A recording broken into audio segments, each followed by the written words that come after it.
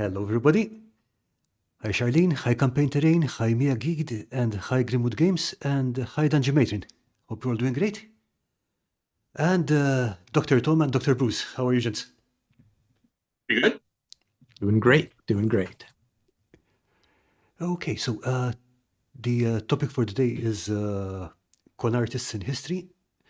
And we've got a few really weird ones, but one thing we want to get straight before we start is that what we're going to be covering here is pretty much criminal intent. So we're not going to go over people who thought they were someone else because they were mentally ill or something. It's just literally people who are out to, bamboozle someone and get the money. And no Anna Anderson who pretended to be the Grand Duchess Anastasia, but she thought she was the Grand Duchess Anastasia. Yeah, that she either fooled herself too, or she was definitely misled. Yeah, she was unlucky enough to live during a period where you could collect DNA samples. So that pretty much put that one to bed. Okay, so mostly Dr. Tom will be hitting us with the history, and Dr. Bruce will be talking about the psychology and the manipulation behind it. So, are we good to start? Sure. So I'm going way back on the first one, and I kind of thought of three archetypes for people who sort of historically have run cons, and it's sort of in their approach. And I'm sure Bruce can talk about this much more than I can. But I was just thinking of random folks, and I was like, well, what was sort of their role in the con? And again, I guess there needs to be a couple of distinctions made. Sometimes a con is one person doing something. Sometimes it's a group of people doing something. It can be relatively simple. It can be very complex. So I looked at three people in particular, and I would sort of call them the do-gooder, i.e., someone who pretends to be doing good. The figurehead, who probably isn't the person you would think of as a con artist, but it certainly is involved and is probably the face of the con. And the other is the authority figure. Someone who says, no, look, you can trust me. So I'm proud to say, by the way, that the very first confidence man in history was named Thompson. So Really? William Thompson was arrested, I think, in 1849 or something in New York, and was immediately dubbed the confidence man. I'm not proud of the fact that he was terrible at it, but there you take what you can get. I mean, he didn't have any examples to follow at that time, yeah? Yeah, I mean, it's funny because obviously cons have existed forever. Really, the issue here, as it always is documentation. Like you can assume that somebody tried to put something over on somebody in the Stone Age. Here, this will start a fire whenever you want to. Now, that probably didn't work, but somebody tried. So what I I'm was going to say, is there is some evidence going all the way back to at least ancient Greece too, with the whole Oracle of Delphi, where from a mentalism perspective and all that, there's a whole bunch of clues that demonstrated they were doing a lot of chicanery there to demonstrate their powers. Yeah, and being very vague so that you could read into it whatever you wanted. Mm-hmm. And of course, the Oracle didn't do it for free, right? You had to bring offering. So, there's that side to it. So, yeah, I mean, it's really a matter of documentation. We just don't know lots of the ins and outs. So, as you might expect, two of the ones I'm going to be talking about are relatively recent, probably from the last 200 years. But the first one is not. And I chose it because I kind of wanted to point out that we think of cons largely in terms of strange financial schemes, something designed to fool somebody into giving you money. But the first one I want to bring up is money is part of it, but it's really more about power. So the first person I'm going to talk about is a boy named Lambert Simnel. His name probably wasn't Lambert, but we don't know for sure. And he is the precursor to the main person. So Simnel was English, and he was born somewhere around 1477. So if any of you know that period, you know that England is in the middle of the Wars of the Roses. So I have to explain that. I promise it'll be very short. But basically what happened in the Wars of the Roses was that two different families who were descended from Edward III fought over who would be king. And towards the end of the Wars of the Roses, the sons of Edward IV, who was a Yorkist, were put in the Tower by their uncle, who proceeded to name himself king, and they were never seen again. So these are the princes in the Tower, if you've ever heard about them. So the new king, who killed Richard III, was a Lancaster. And that's just one of the other families. Doesn't really. But the issue was that he felt very insecure. And the reason that he felt insecure is that people from the Yorkist line kept showing up. He was very wary of the heirs of the Duke of York. But Lambert Simnel was a boy, just a boy, probably about 10. And somebody, a man named Richard Simmons, believe it or not, thought he looked a lot like Edward IV. And so he trained him. He actually groomed him to claim to be the rightful king of England. And, taught him manners, the whole bit. Simmons was Oxford educated. He'd been to court, so he knew what he was talking about. And the initial idea was that Lambert would claim to be the younger of the two princes in the Tower, Richard, Duke of York. However, and again, by this time, both the princes were gone. Nobody knew what had happened. The assumption was broadly that their uncle had killed them. But there was another heir named the Earl of Warwick, who was also in the Tower, lived most of his life in the Tower. And there was a rumor that he had died. And suddenly Simmons decided, that would be even better. Let's claim that Lambert is the Earl of Warwick. So he groomed him. He put him out there. They went to Ireland, which was sort of a traditional Yorkist stronghold. They gathered support. There was a group of relatively minor English noblemen who promised to help them when they got to England. They went to England and it all fell apart. The king, Henry VII, grabbed all the English guys and either executed or imprisoned them. And in one battle, Lambert's so-called army just fell apart, and he and Simmons were captured. Okay. So ultimately, he didn't pose a very great threat. And as soon as he was captured, because he was just a kid, and he was like, "No, I just this dude. I'm not Richard, Duke of York, or the Earl of Warwick, or anybody. I have no connection to that." So Henry pardoned him and just said, "You were just a kid. It's okay." And then he gave him a job, put him to work in the royal kitchens, and eventually Lambert became a falconer and lived well into the 1530s, apparently. So it didn't work, right? That particular con didn't work. It wasn't well put together. It didn't last very long. It fell apart very quickly. But the point is that a couple of years later, somebody else showed up claiming to be a Yorkist heir. And this one was somewhat better put together. Okay. So the guy that showed up was a guy that we call Perkin Warbeck. And he claimed to be Richard, Duke of York, younger of the two princes in the Tower.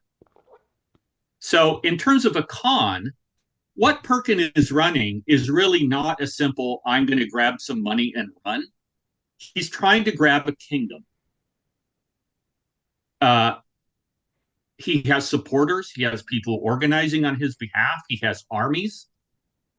He has foreign dignitaries recognizing him. So it's much better organized overall than Lambert. So when Perkin makes his claim, he does so at the court of Burgundy.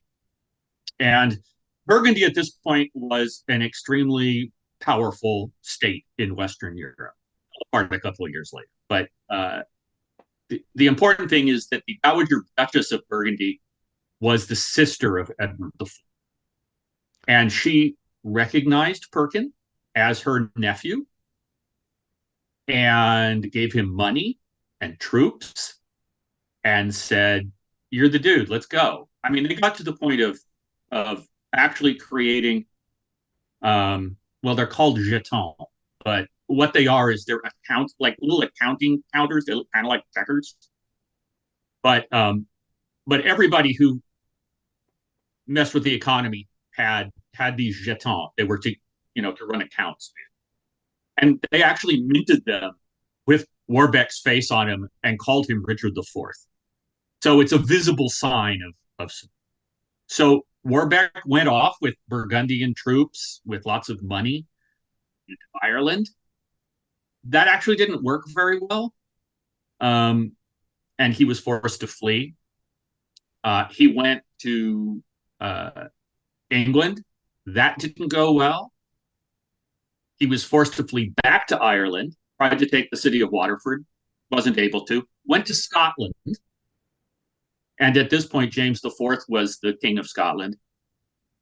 And if you know anything about the relationship between Scotland and England in this period, they were just constantly poking at him. So James IV decided, hey, this is another great way to poke at England.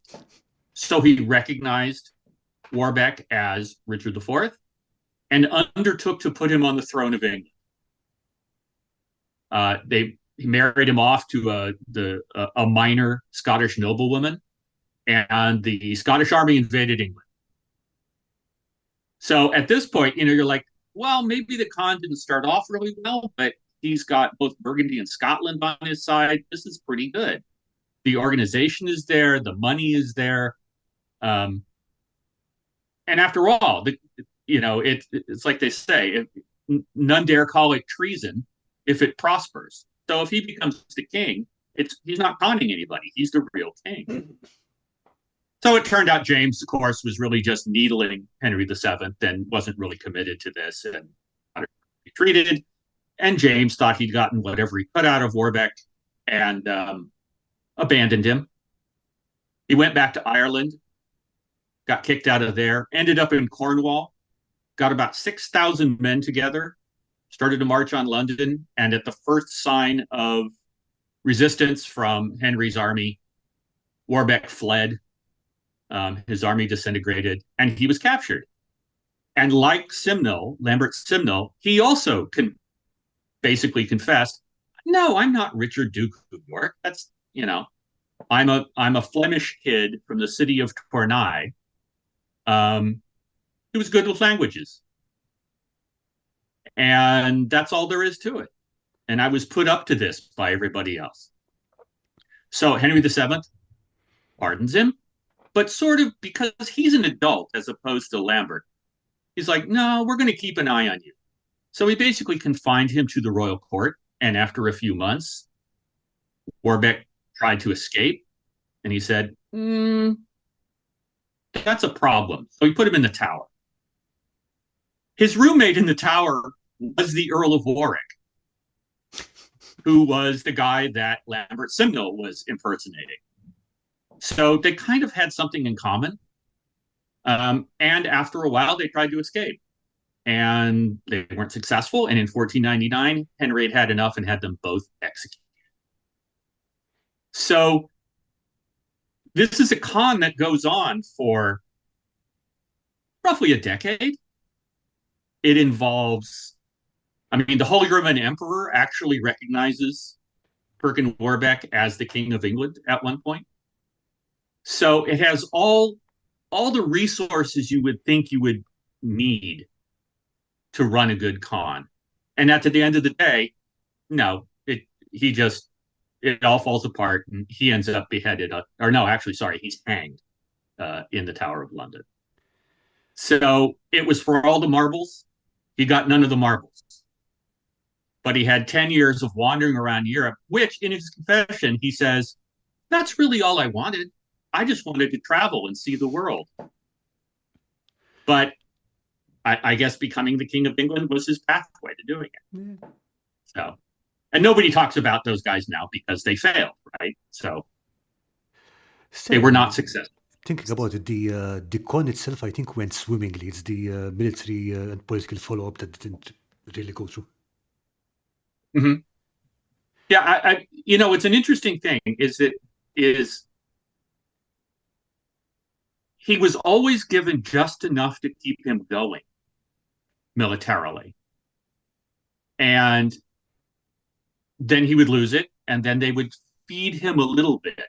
So in a way, he was being conned. These people, whether it was Margaret of Burgundy, who hated all Lancastrians, or James, who wanted to, needle the English, they're using him. He's their tool. And maybe he's getting what he wants in a way with all this traveling around. But at the same time, he's the figurehead of this gigantic scheme to take over England. So, he's one of the examples. There's lots of course, of royal imposters, false Dimitris and that in Russia.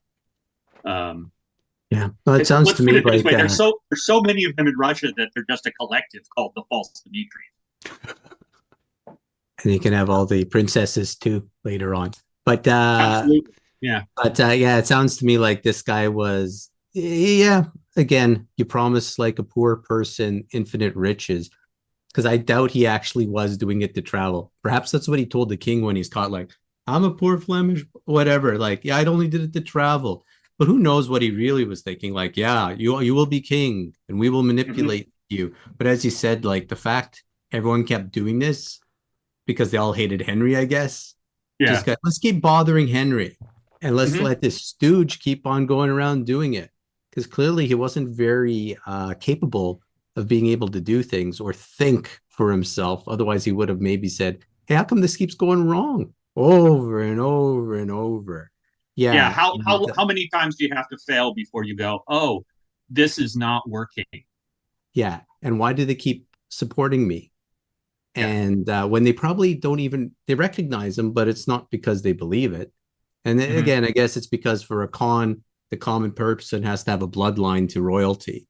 So, okay, let's say you have a bloodline to royalty. Now we can like push you forward, but we don't really believe it. Yeah. Yeah. Yeah. And neither did anybody else, apparently. Yeah. Everybody assumed, okay, yeah. I mean, Henry was rightfully concerned about his stability on the throne. But I think one estimate that I saw was that it cost Henry about £10,000 then to deal with war. So, I mean, that's hundreds of millions of dollars in today's money. Yeah, and his enemies are happy about it, and they never enter the fray, and they're the true masterminds behind it all these people going, yeah. Oh, yeah. And in the end, yeah, they're all very pleased. But it's sort of like a double con. They're conning this guy who, interesting, like his dad was actually the comptroller of Tournai, was a pretty savvy financial guy. And Warbeck was trained essentially as a merchant. Not just in Tournai, which is now in Belgium, but his mom took him to, now I can't remember, but somewhere in what's now the Netherlands to learn Dutch. He didn't even learn English until he got to Ireland in 1490. So he seems to have had a facility with languages, so he was, in that sense, perfect person to be conned as well as to do the con, Plus, he's probably greedy. I said you could never con an honest person, supposedly. Yeah. So, yeah, from a merchant family, make lots of money, power. Interesting. Yeah.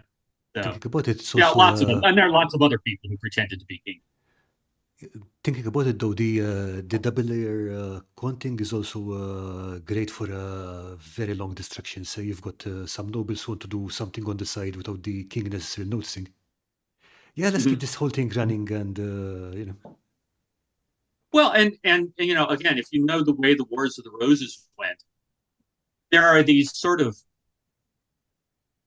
almost incomprehensible twists and turns. Like somebody is king today, not king the next day, and then within a year is king again. You know, so weirder things have happened than that this guy would become king. And if he does, and you're one of his foreign sponsors, that you're in gravy, right? yep. This is great. Um, so there's It's like always Dragon's Den. He's his product. Okay, here we'll throw in a few yes. dollars each. Maybe it'll Yeah. succeed, maybe it won't. Well, and you wonder, it's like, yeah, if it's like Dragon's Den, are you bringing in all of these different guys and going, hey, one of these guys can be an heir. Which one would you like to be an heir? You can have Lambert Simnel, you can have Perkin Warbeck. There were other people floating around again because nobody knew what had happened to the princes in the tower. So there's always a And chance. yeah, and of course they want to pick someone they could manipulate, right? There's no point putting someone Yeah, in for sure. charge you can't control. But of course, if you pick someone like that, they're not a grade Right, person to begin with. right. Well, again, as he demonstrated over and over again, you know, um, yeah, kind of. I don't know. He's just the guy is a loser, and of course, I guess the irony of it is that he ends up in the tower palling around with the guy that the earlier Yorkist pretender was claiming to be. So it sort of shows you how sort of almost how incestuous this is. The same Yorkist sympathizers are trying to put different pretended Yorkist heirs on the throne. They all know each other. There's letters going back and forth. Everybody goes to Ireland to pick up troops. It seems like it's actually in some ways a very, very small world. And because it was, I think that probably contributed to his down. At some point, everybody must go, he's probably not the heir, but he's good enough for my purpose. Yeah. So that's Perkin Warbeck and Lambert Simnel. I'm sort of glad that the 10-year-old kid, sort of got away and apparently had something of a life. But, Yeah, I'm glad he was one of the lucky ones. Most of the time, they're just killed on the battlefield. Okay, I see that Go For It Painting and Questboard Train and Megate Hunter have joined us. Good to see you all. And Campaign Terrain is saying, gotta risk it for the biscuit. He shouldn't have fled when the fighting started. If the king had been killed, he would have been crowned. Yeah, I mean, history could have been quite different, but I'm guessing he was not a trained fighter. He was definitely not a trained general, even if they had been grooming him along. Yeah? Yeah, I mean, I don't think there's any evidence that he was, again, trained in the martial arts of any kind. His family were merchants. They weren't about fighting. They were about commercial enterprises. So kind of hard to, no, he shouldn't have fled. Obviously, that probably didn't help a lot. And it's probably true. Like if the king had been killed, maybe he could have stepped in, but you never know. I think Henry by that time, I think he had. So technically, you would have ended just right back into the whole Wars of the Roses mess immediately. So. Yeah, I just think he was silly to actually run away from when he was in the court after being pardoned. And ending up Yeah, I think that's a was really on him. dumb Definitely move. on him. Yeah. He kind of in some ways he kind of seems like sort of a dreamer. Thinking, oh, I can just do this. There won't be any repercussions. I'll get to see the world. I mean, again, who knows? As you said, we don't really know. A confession is there so that you'll be forgiven. It doesn't mean it's true. I didn't know the gun was loaded. I didn't know. Yeah, exactly. So, we'll never know. But the fact that he ended up in the tower when he probably didn't need to be. I think Henry probably would have at some point said, if you will just go back to, the Low Countries, promise never to come back or do any of this crap. I'll let you go. And which if you think about it again, is pretty forgiving on the part of Henry. You know, this guy literally led an armed rebellion. The standard here is no, you just get rid of those people. Pretty much, yeah. Maybe not the 10-year-old, but you know, Warbeck was an adult during this entire period. Not an, you know, he was late teens, early 20s, but he was an adult. He was responsible for his actions. So, not killing him immediately, um, you know, Henry gave him a chance. He blew it. He blew it twice, actually. I wonder too, just total speculation again, is if he kept them alive because he was hoping he would divulge some information about all the people who were in the con or whatever conspiracy of all the people. I want names and dates, so I will go get my revenge. He did that. Maybe that's why he tried to run away and dead. Yeah, I mean, certainly. I mean, it doesn't seem like he was ever tortured or anything. But when you're being told you're not getting out ever, and you got to just live with that. You know, it does. It's gonna push you towards saying, well, what can I do in order to get out? So, yeah, quite possible. Maybe, you know, who knows how much he actually knew. That's the other, you know. So anyway, that's Perkin Warbeck, and is it a con? It's not a traditional con, but again, he's trying to put one over basically on an entire country.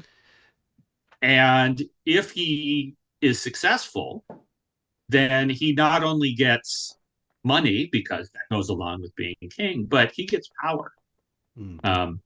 Again, Bruce, as you said, not necessarily him getting the power. So, so anyway, that's the oldest one. And that kind of stands for all the other pretenders to the throne, I suppose. Okay, so my first pick for today was the Count of Saint Germain. So we're bouncing forward to the 1740s, and we've got quite a few people in this period. It seemed to be a very rich time for this kind of thing. So basically, we don't know who the Count of Saint Germain is because there is literally no solid information on who he really was, where he came from, and whatever. He just kind of appears on the in various correspondence and people mentioning him in the 1740s. We do know that he was a very prolific musician, both as a player and as a composer. And he seemed to enjoy putting out all sorts of extraordinary tales about himself.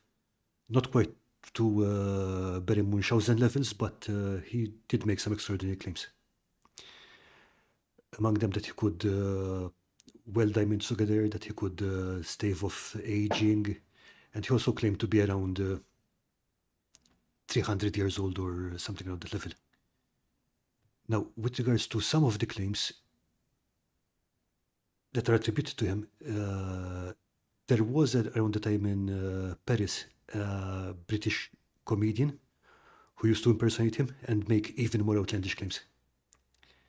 For example, the comedian would be saying like he had been an advisor to Jesus Christ or something like that.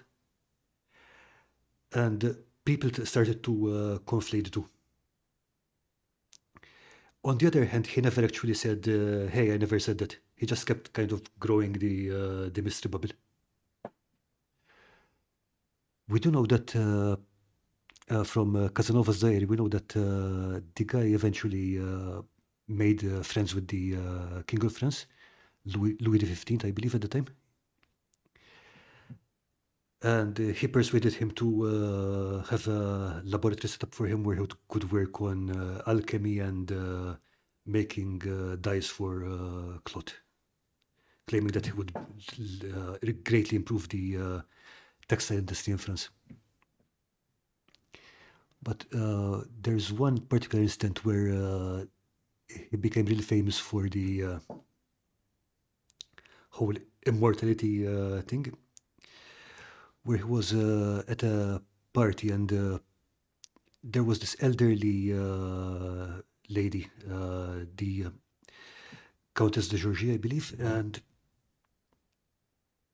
she asked him if he had, sorry, if his father had been in Venice around 50 years earlier, because she claimed that she had met him there 50 years earlier. He told her, no, that was me 50 years earlier. I'm the person you met in Venice. So he looked around 45, 50 at the time, and the Countess was convinced that he was 95, 100 years old, but only looking 45. Never contradicted her, he just said, well, I am very old. And he just left the rumor mill to spread the stuff. There are some suggestions that the old lady was getting a bit on in the years and her memory didn't play up. And while she had met him in Venice, it had been 2 months earlier, not 50 years earlier. But also we have some other mentions of him in Casanova's diary. He seems to have become a kind of frenemies. If I can just find it here. So what we have written by Casanova about him is this. This extraordinary man, intended by nature to be the king of impostors and quacks, would say in an easy, assured manner that he was 300 years old, that he knew the secret of the universal medicine, that he possessed a mastery over nature, that he could melt diamonds, professing himself capable of forming out of 10 or 12 small diamonds one large one of the finest water without any loss of weight. All this, he said, was a mere trifle to him. Notwithstanding his boastings, his barefaced lies, and his manifold eccentricities, I cannot say I found him offensive. In spite of my knowledge of what he was, and in spite of my own feelings, I thought him an astonishing man, as he was always astonishing me. So again, his contemporary saying like, he's full of shit, but he's funny. Only The sort of guy certain you'd have dinner with. contemporaries. Say again, sorry? The sort of guy you'd want to have dinner with. Yeah, pretty much. Except that He's entertaining. he's very entertaining, but he also had a point of never eating in public for some reason. You have to remember too, though, if you go on Facebook nowadays, what do you see ads for? Youth products, secret knowledge, how to get rich, how to get famous. This is a universal thing, and he tapped into all of it, and he knew how to do it in a performance sort of way.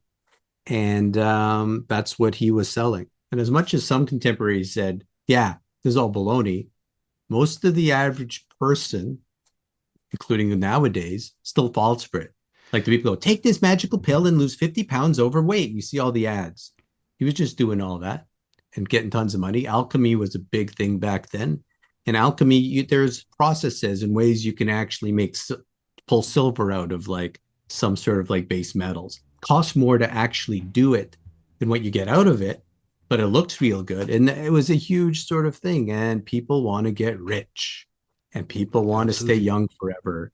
And the other thing too is he was an international superstar because he was more than just himself. I was talking to Karl earlier about one of my favorites, old stories from Pushkin was the Queen of Spades, this old story about gambling and all that. But even because the character of the Count is in there, he's practically in all these stories. He is now being turned into this bigger than life character who teaches people magic, teaches people secrets.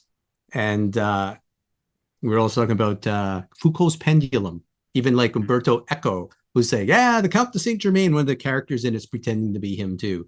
So this guy kind of like was able, who knows who he really was, but his fame as an idea grew into something else. Like he's more of a more of a legend at this point. I mean, he's even and in, so once Netflix you can buy into that, Castlevania, people go, "Oh, cool! I know the Count de Saint Germain. He's my buddy."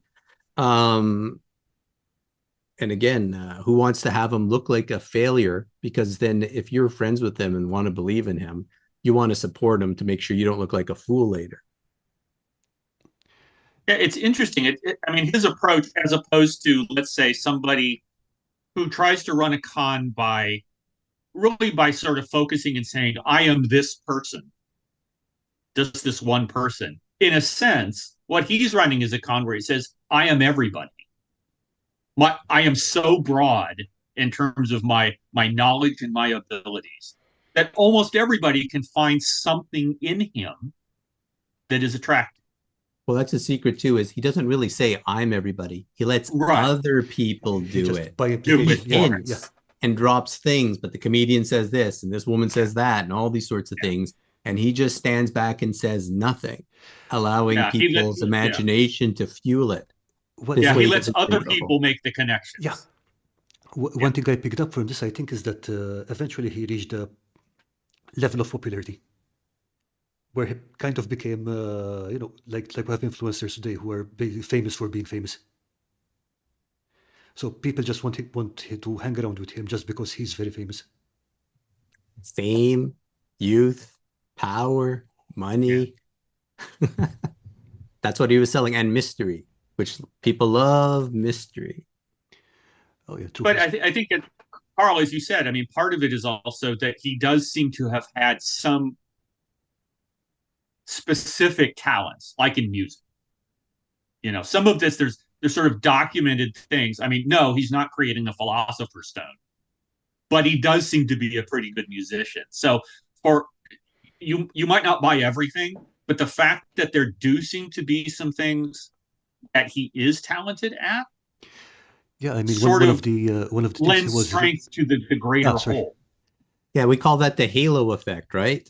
Mm-hmm. When someone's good at something, sometimes you will actually think there's something else. Even in the magical field, if you're an illusionist, this is why it's better in the theatrical magical world, it's better to call yourself an illusionist than a cardician or just a magician. Because once you're an illusionist, people think you can do way more things, including card tricks, even if you can't. Versus, so how you phrase things and how you put your titles forward, people start thinking, oh, he's a virtuoso. Yeah, because he can play music. What else is he a virtuoso of? So the broader rather than more specific, is that what you're saying? Yeah. All right. As I said, you leave it to the imagination. You don't define yourself too much. You just kind of like let people spin it and drop hints like, oh, I saw you 50 years ago. I was 12 years old then. He didn't, but who knows? Or he just Yes, lied. you did. People do lie just because it works well. I think we were talking earlier about, getting hints and things about what we call cold reading and warm reading. And it's basically where if you know something about somebody, you can use that information. So for example, maybe that countess, he did a little research on her, found out some facts about her, walked up to her and said, don't you remember when we were in Venice? Which he never was maybe, but he got some information about her and then spun it. And then she goes, wow, you were there too? You look so young. You must be the son. No, I was there. So again, people will do that. It's like the fake psychics and all that. In olden days, they had this blue book that any psychic coming to town, someone would have information on everybody in town, read up on it, and then they would do their readings. Yeah, I mean, I think it's kind of an interesting take on a con because, in a sense, he wasn't doing a specific con. His whole life was a con. Yeah. You know, he's playing the character forever. Yeah, exactly. So, does he make money off of some of some of these things that he supposedly can do? Yeah, but that, in a sense, is not the point. Those just flow along with the rest of his persona. Yeah, but also he does get invited to dinners, gets to eat things, gets invited places, gets to travel. So as you said, power, money, Basically, he's fame. got board and food all covered because basically these different nobles and stuff are competing to patrons are competing to have him over. And it sounds kind of tiring. Sounds very fatiguing. But you do have to keep moving because you see, if you stay one place too long, they will figure out eventually you aren't exactly superhuman. You got to keep moving. Yeah. Don't get nailed down. Yeah. So, well, at some point, your stories start to cross, right? The streams start to cross. That's a problem. Yeah. The thing with this guy is that Okay, we know he died. He died in Germany. I think he was around at the age of 80 or something like that. Mhm.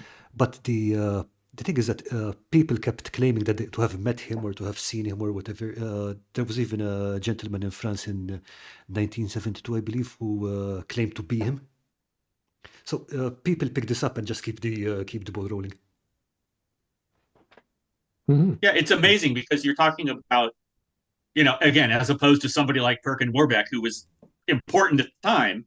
Nobody knows about him now. He's not important. But when you get these sort of legitimately larger than life characters, larger than anybody's life could be, not only are they well known at the time, but they tend to resonate later as well. Especially in very specific circles, for example, esoteric circles or people who are interested in alchemy or the occult. Yeah, definitely. Mhm, mhm. Mhm. Yeah. Yeah, he said that as our first example. He lost. The Count de Yeah. Saint Well, Germain that's went never on good. with a Yeah. great reputation, and it's like, oh, cool. That's a good legacy to carry on. Yeah. Yeah. Well, and ultimately, in a sense, somebody like the Count just won all the time. He Mhm. never lost. I'm sure there were things that he tried to do that didn't work, but he would just move on to the next, court or whatever. Yeah. Or there's reframing back into the magical field of arts and frauds. This thing is you just retell the story slightly different about what Mhm. actually happened. That you did win. Because if you tell Right. the story over and over in new ways, who's going to check it? No one had like fact checks back Oh, yeah, then. good point. Because You just keep Yeah. telling the story. And yeah, I did win and I won millions of dollars. And then I gave it all to charity because I don't need money. I mean, Well, not only that, but because you've told the story multiple times, different people are going to remember different parts of it. And again, if you remember that there was a story and it had this part, it lends credence to the whole rest of the story that you don't really remember Yeah. and which he has probably changed a little bit. And the people who tell the stories get some fame and notoriety or whatever too, because they get to tell a cool story. If they just say, Mhm. oh, he was a loser and it's nothing, no one wants to listen to you because people want to hear about wonder and fantasy a lot of time and make their lives happier. So if you say, yes, he did this magical thing and he made my life so much better, and I saw him change a diamond into a ruby, and it was so fascinating. Hey, the people are listening to me. I'll keep telling stories about how I meant the Count de Saint Right, Germain. right. And then They're it great at grows and it cocktail parties. grows. Yeah. Well, Yeah. and that's very different from usually the reaction to like strict financial cons where people don't even want to admit they were involved. No, because yeah, the best cons leave the person thinking they won something, or yeah, Mm-hmm. or somehow Yeah. like, oh, it's okay. I gave it for charity. It was a good cause Right. Right. or Oh, I something. knew all along. Sure. Mm-hmm. I just did it because I wanted to find out what it was all about, so it was worth it, Yeah. like a I bar was just bet. curious. Yeah. Yeah. Anything to avoid the fact that you got taken, Mm-hmm. which is interesting because, how many people were actually taken by the Count of Saint Germain? I mean, he's going to different people, different aristocratic parties or whatever. But it's like, well, they're throwing the party anyway. the thing is that he was hosted by definitely by Louis the 15th. I think Catherine at some point. So he was Mm-hmm. all over Europe and Russia. Definitely, he was hosted by a German prince when he died. So again, there's that. Now, the thing is that what I'm not sure is that why a lot of noble people were and royalty were taken by him. I'm not sure how much of it was boredom, how much of it was wanting to believe. Yeah. What do king again? People still, when you're old, who are the richest people? What do? They go for plastic surgery. No, I'm just going. Just look at the modern day. What do rich Mhm. people want? Eternal youth, to live Yeah. Yeah. forever. Might not even be the money. They just want health, and he's promising all that too. I know how to live. That's one of his greatest claims, right? I've lived Mhm. for a long period of time, and I know how to keep young and all this sort of stuff. But then Ooh, there's maybe he'll this, tell us. yeah, there's this entry in Casanova's diary, autobiography, sorry, where he says, and King Louis, who suffered, King Louis set him up with a laboratory where he could do his experiments. Because if there is one thing that the king suffers from is boredom.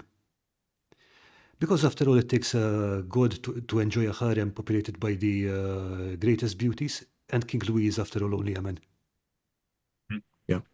And I think that the two go together to a certain degree. It's kind of ironic. I mean, what it means is that Louis XV really wants to be Louis the Last. He doesn't want any successors. He wants to live forever. Well, the other thing too, as you pointed out, is it's not just if you surround back to Halo effect. If you're next to a super intelligent person, then you must be super intelligent too. I only hang out with the high class people, so I have to make sure that this count is considered the super intelligent person. I'll give him his little lab, but look at me because I'm smart because I'm with him. Yeah. Yeah. So you end up going to a duchess's party and you take the count with you. You're his entree to the duchess. That's right. I'm with him now. Yeah, exactly. And now it reflects well on everybody. Mm-hmm. So there's a lot of stroking involved in this, one suspects. And I think probably a fair, as Karl said, a fair amount of boredom. Hey, what's the latest thing that is going to sort of rouse me in that sense?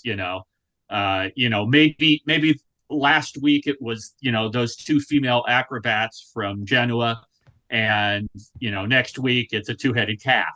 But what do we have the week after that? Oh, we've got the Count of Saint-Germain. And he will put the rest of them in the shade.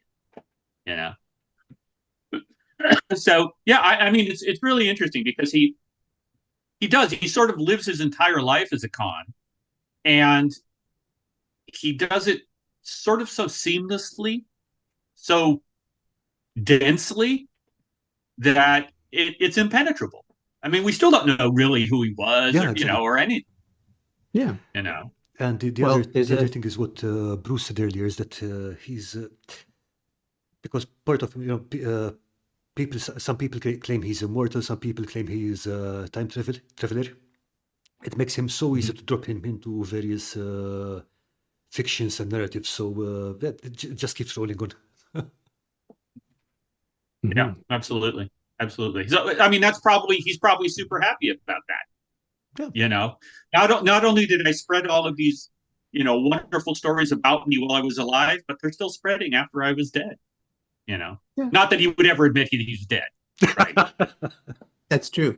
But later on, one of the famous magicians, Robert Houdin, who Houdini took his name from, he said a magician is someone who basically plays the role of a magician. Mm-hmm. It's almost like, again, he defined it, but sounds like Count de Saint-Germain and people like him beforehand said, I am playing the character of this mystical person. It is my character. I'm actually an actor, but I will never tell anybody that, nor can I ever drop it, or else I'll be fired and my life is over. So basically, I am a performer, and that's what I'm doing. But people think the performance is real, and I better not disappoint them because then they'll hang me. So I don't think he could ever drop it without, because people be very angry once you go that far. Yeah, you can't break the illusion, right? Mm-hmm. Once you do, it all falls apart.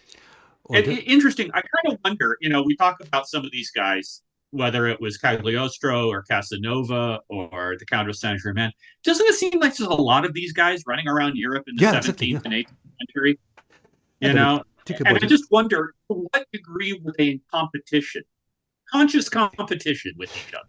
Okay. I don't think it was, they might have been like who's the best, but it almost feels like when you're watching comedy specials on Netflix and all that, there's a lot of comedians out there and they're all over the place. But who's the best comedian? But there's as you were pointing out, who's booked at King Charles tonight? It's Cagliostro's playing here tonight, and Saint Germain's over in England. Like, I guess there's enough venues for them to be wandering around. Okay, from what I could read from the Casanova autobiography, initially on first meeting, he mentions like, I found him entertaining. He wasn't bothering me. But I think as time goes on, I think they started to get on each other's nerves. Possibly because they were picking, I think they were both going for high-level targets at that point. Mhm. And, the Yeah, higher you and have the remember, in pyramid, terms if of you're high greedy, level the targets, there aren't that many of them. exactly, yeah. You know, if you're talking about the high aristocracy in Europe, you're only talking about a couple of tens of thousands of people. Yeah, and even fewer You genes. know, Yeah. Yeah, you just have to be careful how you topple a person because you're probably using the same techniques as them. So if right, you screw up one guy, they'll go, "Hey, wait, you're doing the same thing. You're also a right, fake, aren't you?" So you have to right. kind of be careful how you trip each other up. You know, it would be interesting. It's like, does somebody send a note to does one of these guys send a note to another one going, "Hey, don't use this next week when you're there because I just did that." That's right. Uh, Just don't use my lines. yeah, don't use my lines. Okay. Don't crib from my show. You know, On the other uh, hand, again from Casanova, no, I believe Cagliostro was operating at a later point in time than Saint Germain. So I don't. There was a small amount of overlap, but at that point they were moving in totally different circles. Casanova did run into Cagliostro early in his career, and I think he kind of didn't take him under his wing, but he was definitely, I see what you're doing. You're going to go far, man. yeah, what a great concept is, instead of the magic castle, you have a place where all of these guys get together Mhm. and just outlie each other. You know, and the big thing is, who's going to pay for drinks tonight? You know, Mhm. yeah, those would be some great. That would be some great shop talk. Yeah, I mean, Uh, we will get to it later, Well, but I I said like in as the years went by, all those fraudulent readers and all that, they had their own network because they would mhm, travel around and they would share information because they all need to make money together. They right, would right. pool their resources. Don't poison the well that we all drink from. Basically, Exactly. yeah, yeah. Well, do you want to go on to the next one? uh, Yeah. go ahead. Okay, so uh, this one is actually kind of important historically Okay. because this is the first well documented Ponzi scheme. Ooh, And I'm going to explain that a little bit because I think a lot of people confuse Ponzi schemes with pyramid schemes, are they the same and thing? they are different. All right. So, in the sort of the most general way, without going into details, in a Ponzi scheme, the guy who's running the con uh, is at is at the center of everything, right? It's not a pyramid. Everybody connects back to him or her, as the case may be. In this example, it's okay. But in a pyramid scheme, it relies on people who are pulled into the scheme talking to other people who are pulled into the scheme. So there's a hierarchy of needs, sort of thing. So it's called a Ponzi scheme because of a guy named Ponzi who ran one in the 1920s in I don't even think it was in New York, but in the United States. Anyway, point being that obviously 1920 is far too late to, for this to be the first time that somebody's come up with one of these. And for example, there are what are in effect Ponzi schemes mentioned in two Charles Dickens novels from the 1840s, which again makes sense in that you're talking about the period of the Industrial Revolution in the UK. Banks and wealth are flowing in a way that they haven't really flowed before. So it kind of makes sense, but it's not. He doesn't describe them. I tried to find it actually in Martin Chuzzlewit, and I couldn't find it. But he doesn't describe it in any great detail. But it almost makes it sound like everybody knew that this was out there and it had happened a lot of times before. But the first sort of well-documented Ponzi scheme occurred in Bavaria in the 1860s and 1870s, and it was run by a woman named Adele Spitzer. And Adele, we've been talking about magicians, illusionists, people who pretend things, right? Adele was an actress. Her parents were also entertainers, and she had a kind of a decent run as an actress for a couple of decades. The problem was she always lived beyond her means. So, she would, as a mid-level actress, you shouldn't stay in five-star hotels, basically. But that was her MO. That's what she always did. And by the mid to late 1860s, she was borrowing money to finance her lifestyle. She was perpetually in the red, getting farther into the red. And we don't know where she came up with this idea. It just struck her. But she was in Munich and supposedly approached the wife of like a poor shoemaker or something and said, if you give me 100 gulden, I will give you 10 gulden a month. So some of this is also about prejudice. There was a general prejudice, not just about Jews in that period, but also specifically about Jewish moneylenders. Because, of course, under medieval law, Christians were not supposed to lend money at interest. And so that was sort of a niche that was filled by Jews who were not subject to the same law. And so by the time you got to even as late, again, as the mid-19th century, there was a stereotype of Jewish moneylenders out to fleece Gentiles. So he sort of played on that a little bit. And apparently this woman gave her 100 gulden. And she immediately, I think, gave her 2 months worth back. So gave her back 20 gulden. And then was going to give her 10 gulden a month after that.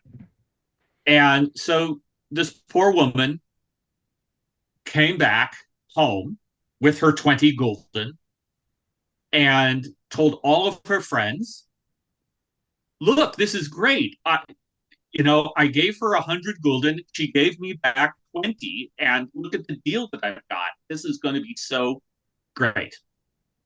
So this largely took place in sort of the working class area of northern Munich.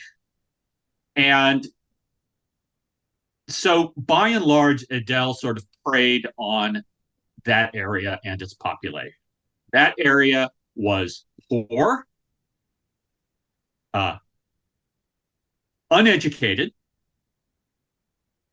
and extremely Catholic, which is important. And word of this wonderful deal spread, and people came to Adele and said, we want the same deal. And she was like, oh, this seems to be working well. So it's kind of interesting that they didn't realize that if they gave her a certain amount of money and she gave them an instant return, that it was really their own money that was being given back to them. But again, these were not people who typically dealt with banks. These were not people who were educated about finances in any way.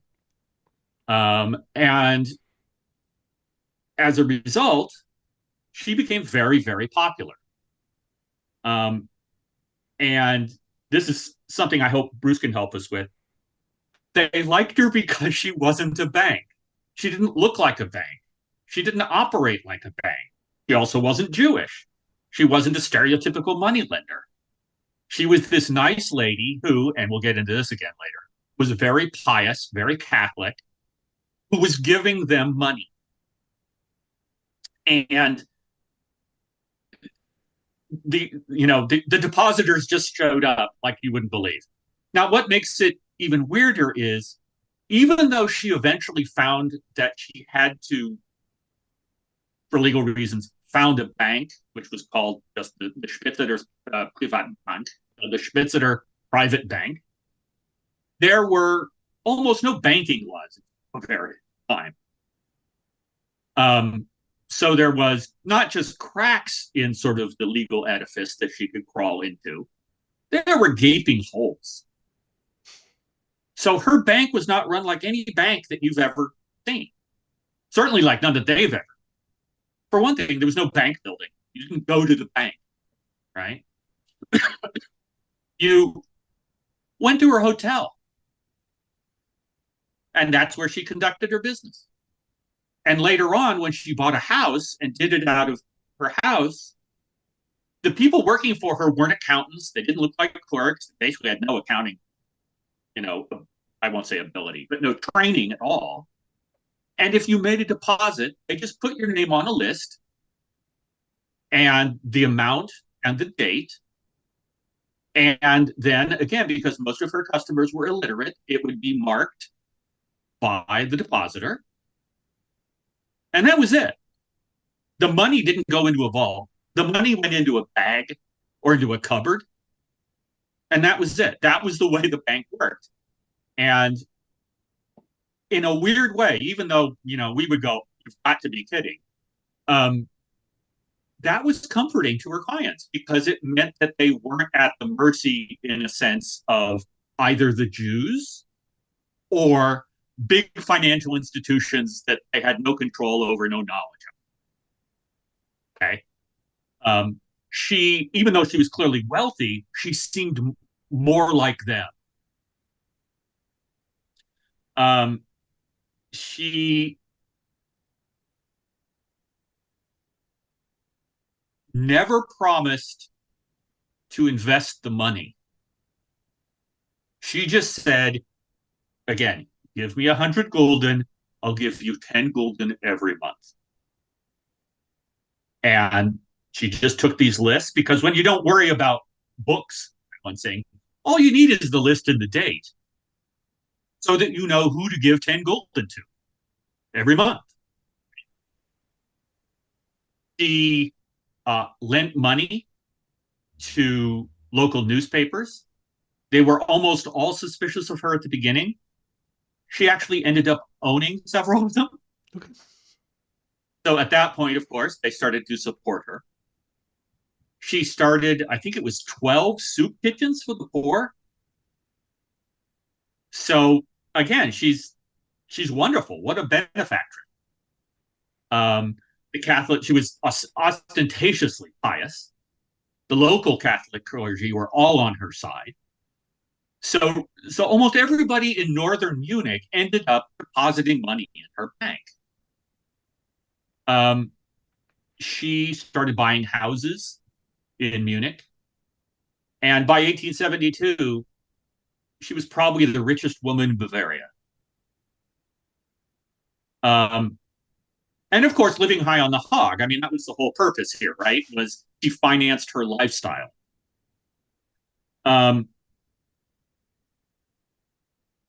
The con, if you think about it, is the classic Ponzi scheme. The payout is only possible as long as more money comes in continually. And if there's ever an interruption in that, you run into trouble.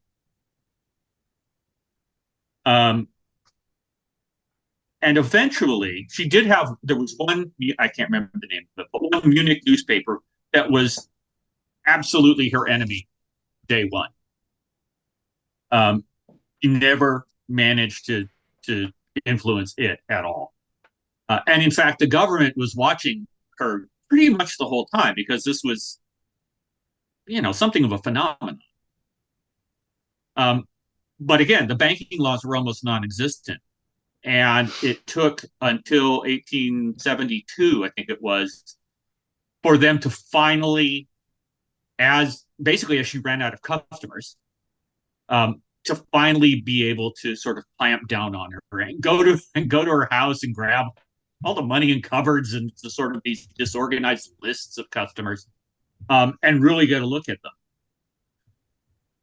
So, like many Ponzi schemes, it eventually collapsed under its own weight. She couldn't get enough deposits in to cover what had to go out. But because she never promised to invest the money, she never created bank securities, nothing like that, they couldn't get her for fraud. She never promised to do anything and not done it, in essence. Um, so they could convict her of embezzlement, but not fraud. And she spent 3 years in prison, and that kind of ruined her health. And she lived for quite a while after she got out, but she died in 1895. So her customers, again, remember, these are the poor of Munich, probably lost around, about today's equivalent, about $400 million. And of course, at that point, seen it today, there's a wave of suicides as a result. So she's probably the best documented of the early. There's another candidate who is, I think, an American, but I don't think that it's as well known. He's really the first, and of course, that's 50 years before Ponzi. Okay. But and it's clear that she hadn't thought it out. A lot of this was just sort of doing it as she went, sort of thing. But for wherever she got the idea, this is the basic concept. So she is a real trailblazer.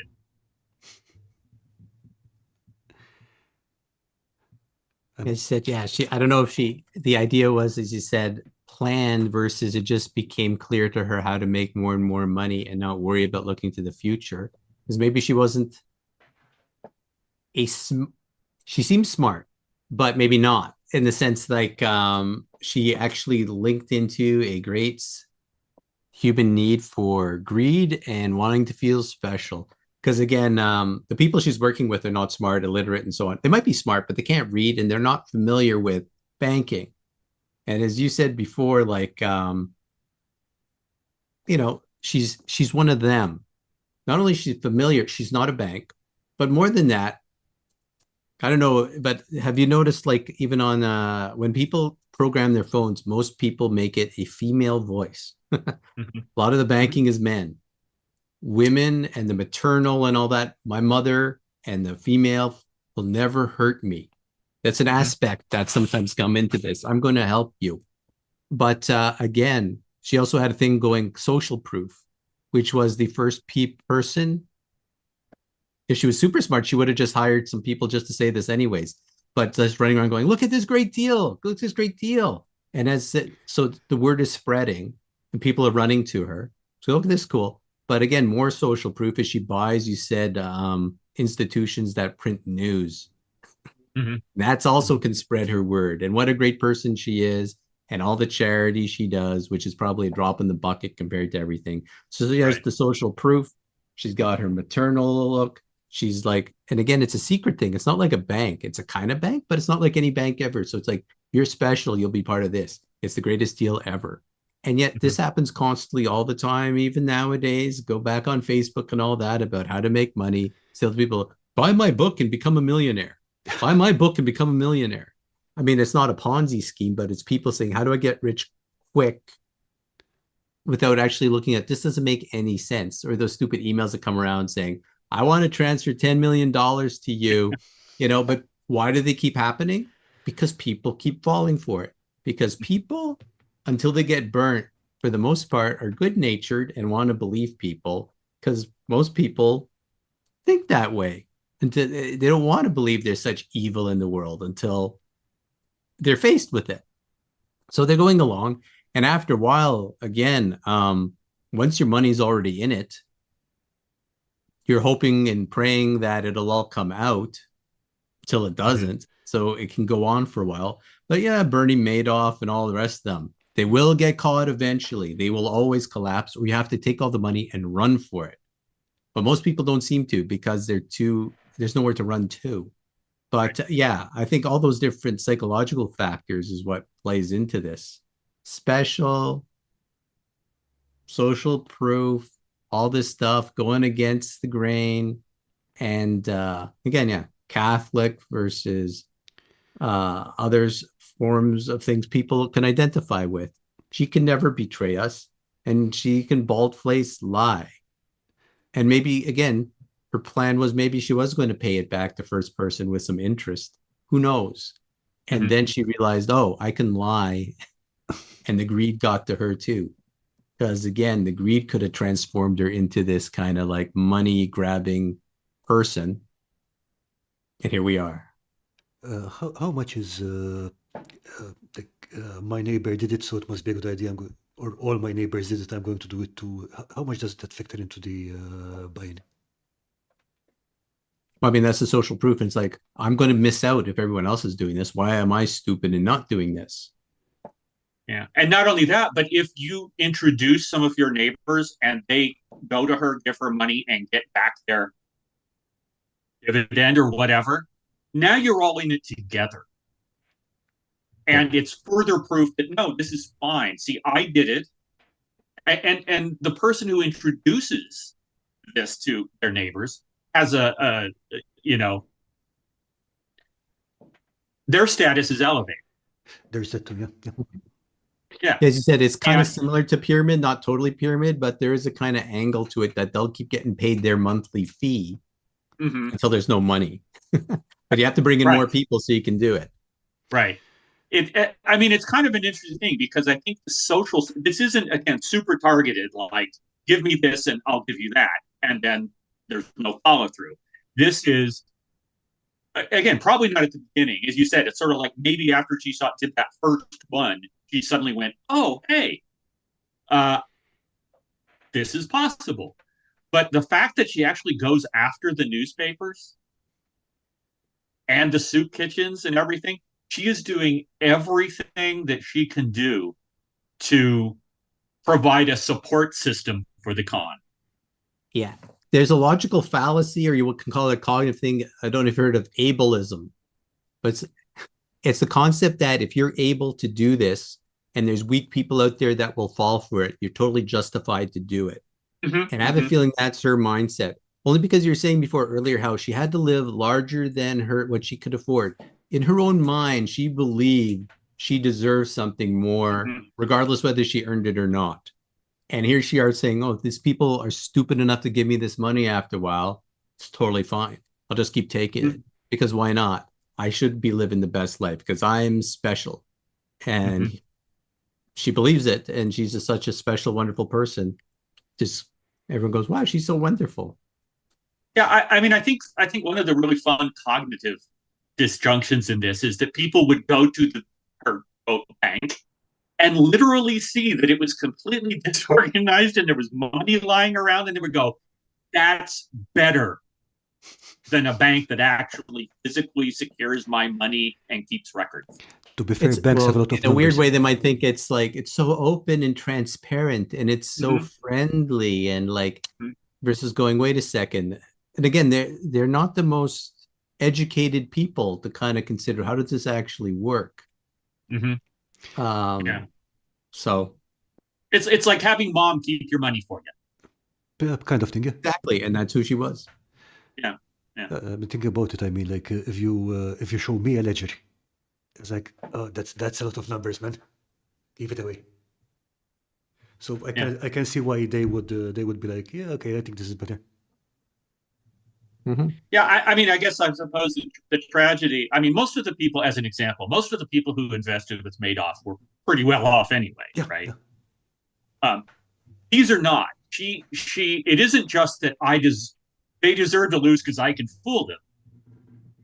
The reason that she can fool them is that they were poor, uneducated, unsophisticated people. So she's consciously preying on the lowest levels of society. The people it happens all the time too with like condos and like home units things and all that, where people put up all this kind of things for a great way to get housing, and then they run off with all the money. Right. Yeah. So I mean, I think again, she ended up, like 20. She lived for like 20 years after she got out of prison. None of it must have been very, very fun. So, she actually tried to start scams a couple of times and they shut her down immediately. I didn't look into it, but I presume they sort of decided to have banking laws in Bavaria after that. You can't set your own bank out of nowhere. Yeah, I mean, it really was amazing the way that it was described. It's like it. They did manage to close a loophole in terms of banks lending money, like in terms of the records you had to keep. Her response to that was that I'm just not going to lend money. Um, but by that time, the damage was done. By that time, she already controlled newspapers, that kind of thing. So it did deprive her of, in a sense, some influence. But again, closing the barn door after the horse is gone doesn't do you any good. So, but yeah, like all Ponzi schemes, it just collapsed under its own weight after a while. I wonder if she had any idea of how much that would grow when she started with the first one. I think she seems pretty impulsive to me. I mean, I think she was smart. I think Bruce is right. She couldn't have done this if she wasn't smart. Was she a planner? Probably not. But was she an opportunist and a good Yes, one? she was. Yes. Yes. Yeah. So she's a Yeah, really this is good not a planner con. It back was well there. thought out. She should have made her nest egg and get the heck out of Dodge. See, that's the best con artists. No, is you got to have your exit strategy. There was no exit strategy for this. Yeah. Yeah. I mean, and again, if she's basically managed to bilk her folks of 400 million, she could afford a train ticket out of town. Oh yeah, exactly. So anyway, there you go. The first Ponzi scheme, or the first, well documented. okay, let's see. Dirty Basement Train joined us. Hi, Lawrence. Okay, there was a comment by Cross earlier, which I really liked. He was saying, "My ex has a saying: to stay out of trouble, lie less or lie more." Yeah. Either be mysterious or snow them. Oh, snow them under. Yeah. Okay, shall we go with the next one? I was just going to say, in Dungeon Matrix comment, they also started believing their own con. This probably goes for her too, with that. I'm sure at some point she's believing, I'm actually a great patron of the people. And believes it. She is an actress too, right? And like, again, there's a part where you distort it in your own mind that I deserve all this. Yeah. And that may be why she didn't try to escape. She may have gotten to the point of self-delusion where it was like, no, it can't go wrong. It's will all keep gone going so well. eventually. Yeah. Forever. Yeah. Yes, newspaper magnet. That's right. Yeah. That's right. So you have another one, Karl? Yeah, okay, so my next pick is Giuseppe Balsamo, or Count Cagliostro, as he preferred to be called later in his life. So again, we're talking about 1700s Europe. This guy starts out in Sicily. I think he has some education, but he's definitely not from a rich family or any kind of nobility. In fact, the titles of counts he picks up later in his life are just things he makes up. But what he did have when he was younger was a reputation for being some kind of mystic or having some kind of occult powers. And he put this to use very early on. I think he was around 16, possibly 18, definitely very young. When he convinced a goldsmith in his town that there was treasure buried in a nearby mountain, but it was guarded by demons. But with if he could get some gold from the goldsmith guy, he could get some charms and prepare some spells and stuff, and then they could both go and get the treasure. So the goldsmith says, oh yeah, sure, here you go, here's some money. Go do the magic thing, and then we go get the treasure. So Giuseppe takes the money, goes off, comes back a few days later saying, okay, everything's ready, let's go get the treasure. They head off to the mountain, they get to the cave, and as soon as they get into the goldsmith gets into the cave, a bunch of Giuseppe's friends dressed up as demons just jump on the guy and beat the crap out of him. Okay, and they all run away. The goldsmith wakes up a bit later. He's like, he doesn't see Giuseppe, he doesn't see the demons, doesn't see the treasure. He says, what the hell happened here? So he goes back to town with a splitting headache, goes to Giuseppe's house to tell his family what happened. And they're like, his father's like, nope, He just left town this morning. And basically, that's where the whole adventure starts. Heads off to Palermo. We know that he ended up in Malta working as a pharmacist for 2 years. Uh, Probably picked it up from a priest he was traveling with at the time. Heads back to Rome to work for Cardinal Orsini. And this is where he marries his wife, Lorenza Feliciani.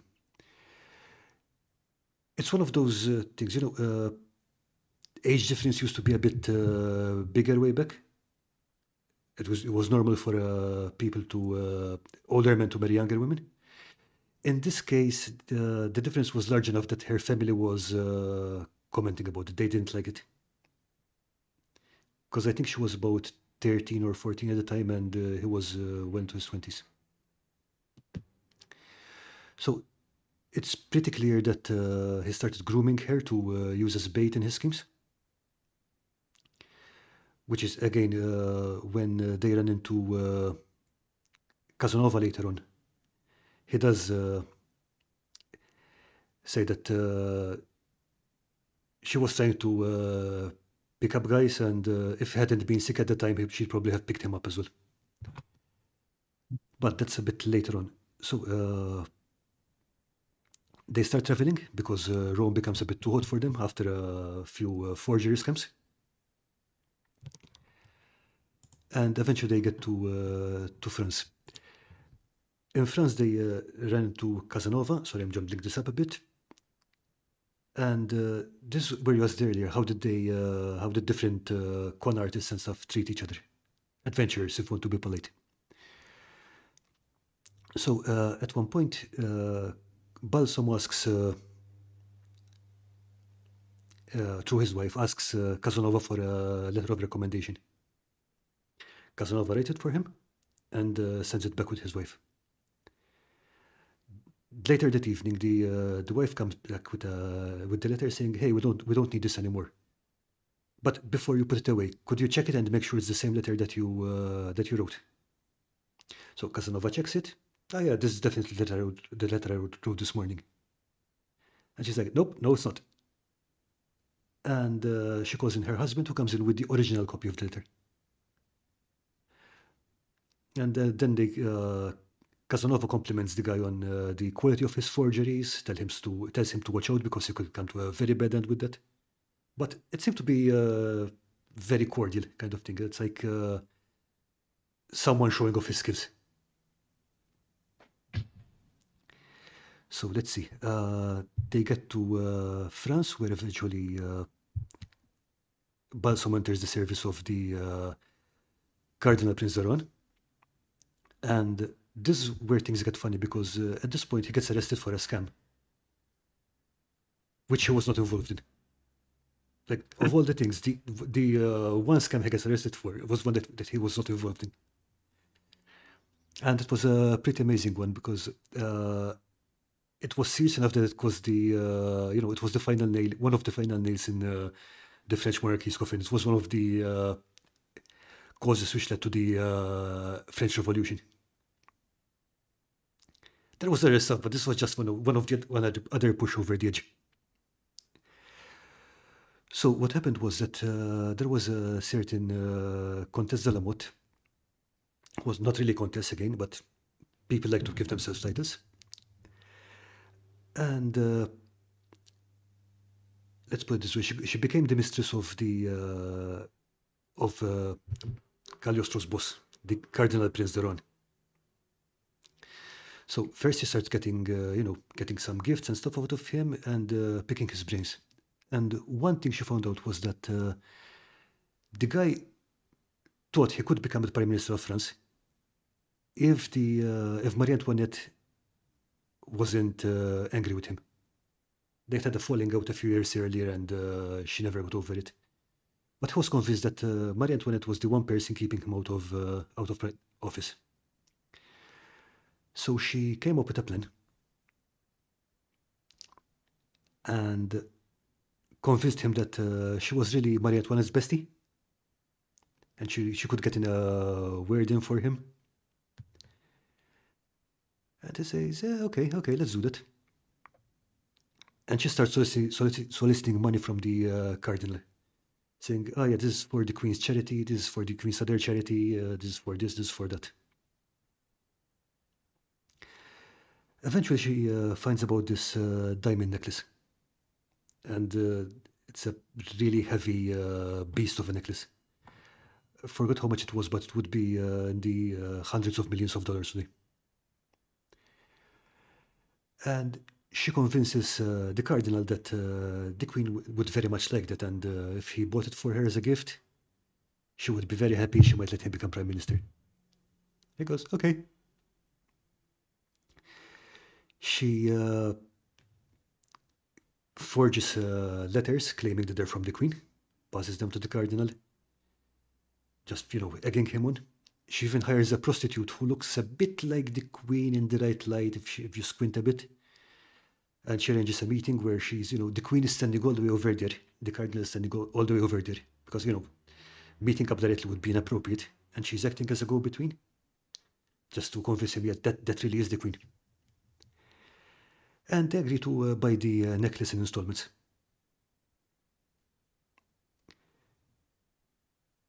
So they pay the 2 installments. Delamotte picks up the necklace, gives it to her boyfriend, who runs away with it to England to have it taken apart and sold in pieces, because, again, the necklace was so expensive that no one was going to buy the whole thing. Individual diamonds were going to move much faster. And so Delamotte got the money, her boyfriend got the diamonds, and she was going to meet up with him later. The cardinal is convinced that Marie Antoinette is now happy and she's going to make him prime minister. Everything is fine until someone at the jewelers decides, hey, we haven't been paid for this yet. We should go and check up on it. So they go up to the queen. Hey, we need either the necklace or you got to pay us for this. She was like, I never authorized this. I never requested this. What is this? And it ends up in court. The cardinal, the prostitute, Delamotte all get thrown into prison. Cagliostro is there as well, so they just, might as well throw him in prison as well, because why not? And they end up in the Bastille. Eventually, they all get released because there was no evidence of them actually taking part, except Delamotte, who gets sent to prison for a couple of years, but then she escapes and makes her way to England as well. The Rohan gets kind of reinstated. It's okay, like, you were conned, everything is fine, go ahead. Cagliostro wasn't so lucky, but they told him, okay, you're not involved in this, but we know you're up to some stuff, so we're deporting you to England as well. We're kicking you out of the country. Go to England, go away. So basically, the only person who really got shafted on this was the jeweler. And eventually, the whole royal family, because they got the guillotine treatment. But what happened next to Cagliostro in Britain actually turned out to be to his advantage, because he discovered Freemasonry, or kind of joined the lodge, and he said, oh, I can make some really good money out of this. Goes into a bookshop, finds a random book of esoteric knowledge, says, okay, I'm going to use this as the foundation for Egyptian Freemasonry, which he made up on the spot, started recruiting people from all over Europe, and also started setting up lodges for women, which were run by his wife. So, not only can I get money from bored men, I can also get money from bored women. This is great. And he became pretty rich in the process. He also started doing seances, which were I think they're mostly really good stagecraft, because he would,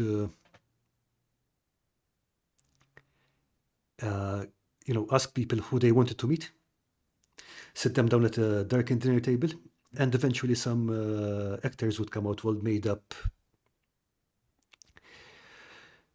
And most of the people who showed up said that the ghosts looked really convincing. They really looked like Voltaire. But for example, But unfortunately, being dead kind of scrambles the brain, so they didn't really have any great conversations. They were pretty boring to talk to. So eventually, two things happen. One of them is that both Cagliostro and his wife decided they wanted to move back to Rome, mostly to expand their, in his case, mostly to expand his empire of lodges and stuff. In her case, because she was getting pretty sick of him. Because at some point, we get, from her own admission, she was soaping up the stairs to their apartment, hoping that he would slip and break his neck on the floor below. Eventually, that didn't work, so she just went up straight up to the Inquisition, told them, "Hey, my husband is doing this and that. Go pick him up." So he ended up originally getting a death sentence for trying to set up a lodge in Rome. That gets commuted to a life sentence in Fort St. Leo, where he dies 2 years later. His wife goes to a monastery, to a convent, and ends basically living the rest of her life there. So it's a pretty complicated story, and it's a bit messed up. But again, like Saint Germain, this guy just keeps reappearing in different fiction and narratives and so on. Yeah, happy wife, happy life. It's interesting. He actually sounds like he just decided when he was 16 that he was going to be a career criminal. Yeah, I think so. Yeah, it's pretty much. Possibly earlier, because if you start out, he didn't get his reputation of being an occultist out of nowhere. Yeah. So he probably was doing smaller things before that. The other thing I find fascinating is that when to sort of go back to the Adele Spitzeder thing, where she was essentially providing a service to a group that normally wouldn't have access to that kind of service, or if they did, it would be in such a way that they wouldn't feel comfortable with it. When he creates basically the female Masonic lodges, exactly, yeah, he's allowing women to partake in something that they have been excluded from before.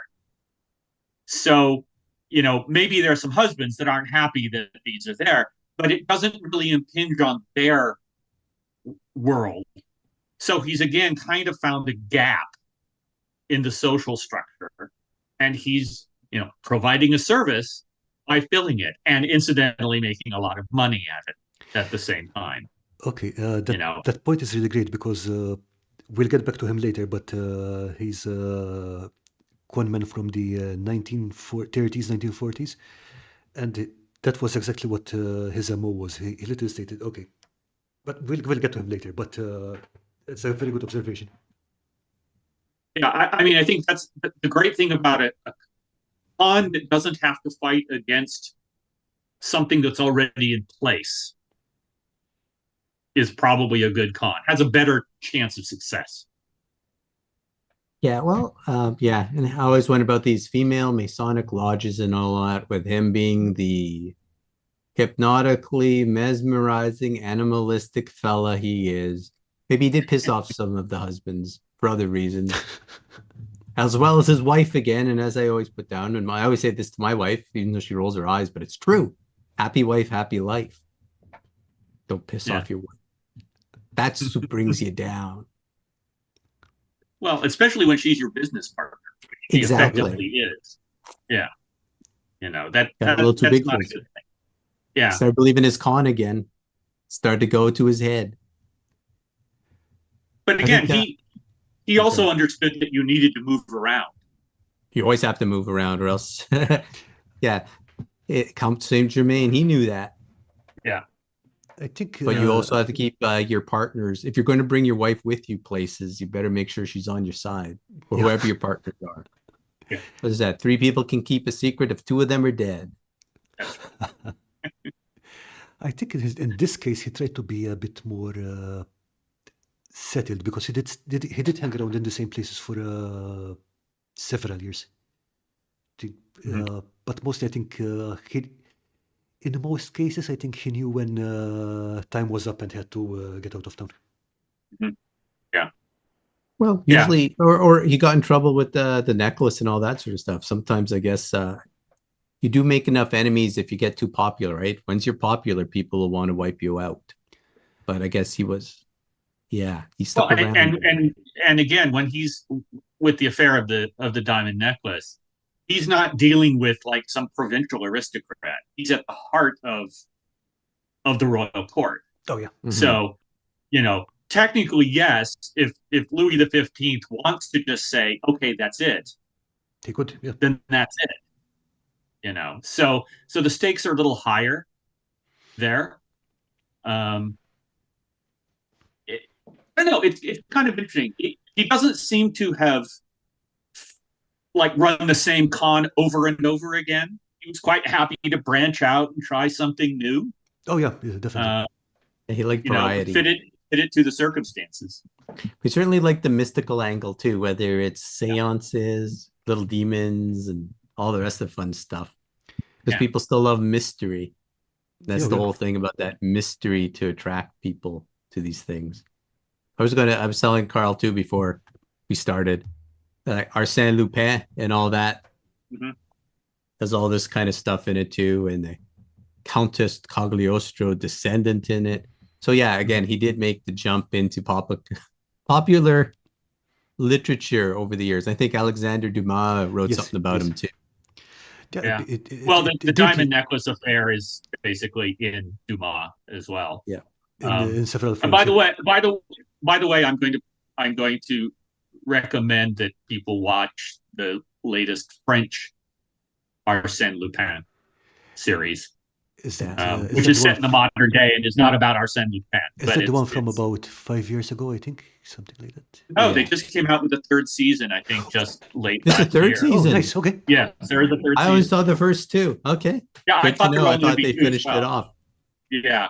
So, but again, even though it's not technically about Arsène Lupin, it is about people see what they want to see, and if you set up the preconditions, you can guide people to see what you want them to see, and they will think they are seeing what they want to see.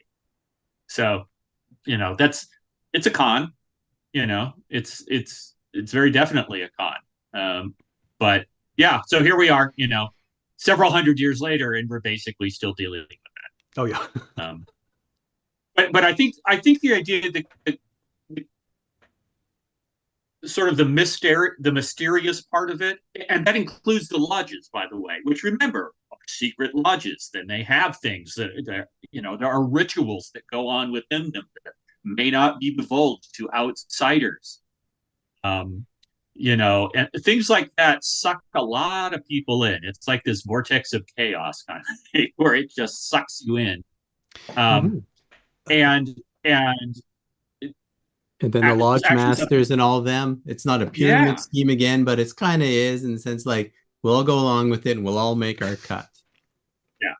And again, if your friend is in and says, "Hey, this is great," we've seen a lot of satire and parodies based on it from like the Flintstones. Well, water buffalo. Yeah, it is enough of a trope that it is now open to ridicule. You know, but the idea, again, the idea that in terms of the Masons, let's not forget there was an actual political party in this country that was called the Anti-Masonic Party. And its platform was get rid of Masons because they are a secret society. So that kind of thing. I mean, he's tapping into a fascination, that kind of thing. Yeah. And then all those Sherlock Holmesian Jack the Ripper stuff with the Masons. And then, I mean, you can go on and on with the Masons. They're great for conspiracy theories. But there is real Masons that exist. Orders of Masons all over the place. Still that exists. And they say, we're all related to the Templars. Right. And a whole bunch of other wonderful things. Sure. But yeah, secret knowledge attracts people. Like, if only I find the secret. The great thing about secret knowledge is that all you have to do is tell people it's secret. You don't have to tell them the knowledge part. well, if you told them, it wouldn't be secret anymore, and then all the Exactly. magic goes out of it. I remember talking about the Masonic lodges with a work colleague of mine, and I said, I have a hard time being afraid of a secret society that tells you in the newspaper when its next meeting is. But people don't want to think about that. You know, it's got to be a conspiracy. It's got to be. But people are automatically drawn to this, you know. And so here he is. He's managed to make money out of effectively nothing. So one thing that I find strange is apart from the women's lodges, because they didn't have any lodges before, so it was all fresh recruits. Mhm. What they was trying to do was poaching recruits from existing lodges. So I guess some of it might have been, hey, psst, my secret knowledge is better than your secret knowledge, or something like that. I mean, there might also have been something like, hey, we have better benefits or something, but it's a kind of weird thing. Well, there are competing Masonic organizations today. They're not all the same in the same organization. Just like, you know, again, I'm thinking back to when the anti-Masonic Party was a thing here before the Civil War. You know, there was at that, you know, American Protestantism fractured before the Civil War, largely over the issue of slavery, so that you had, well, the Presbyterian Church of the U.S. versus the American Presbyterian Church. So it's sort of like the scene in Life of Brian when they're sitting in the Colosseum and they're all like, "Oh, it's the People's Front for the liberation of Judea," and then No, it's there's the the Palestinian Judean People's Front. Front. Yeah.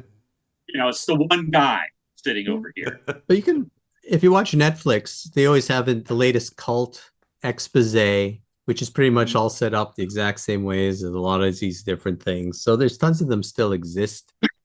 And it does remind me again of going back to Count de Saint Germain and all the rest, that book, Foucault's Pendulum, which I actually quite like a lot. It's talking all about this too, about the secret, but you can't let them know the secret. And you actually, otherwise, well, I'm not going to ruin the book for anyone who hasn't read it, but it's a fascinating read. It's lots of fun to read. A lot of people hate the ending, but I kind of like it. Well, I think one of the things that Cagliostro seemed to have understood is that you can't take things to their logical conclusion. If you do, you lose the mystery. You know, logical. Yeah. Well, mystery doesn't have logic. Exactly. As they always used to say, a mystery can only be experienced. The secret can be revealed. So he was more into wanting to keep a mystery than a secret, because then you can be tortured for a secret. But a mystery can never be totally understood. So go for that. Well, and if the whole point is secret knowledge and you reveal the knowledge, then you don't have secret knowledge anymore. So what's the attractiveness of that? Sure. But also Cagliostro he seems very modern in some ways. Yeah. Well, modern, but again, it could be that this goes back to early, this is like human nature, right? About secrets. And because even once you're in the Masons, as you know, there's level, I don't know how many levels there are, but you only get a little bit of information. So even once you're in there, it's almost like you're in Kafka's castle. You still got to get through each door. Yeah. You never get to the ultimate secrets of Karnak from the ancient temples. But yeah. Yeah, but then you can buy an Unearthed Arcana and you can another 12 levels. There you go. Just contribute a little more to the Widows and Orphans Fund. Exactly. All right. So my last one is my favorite guy.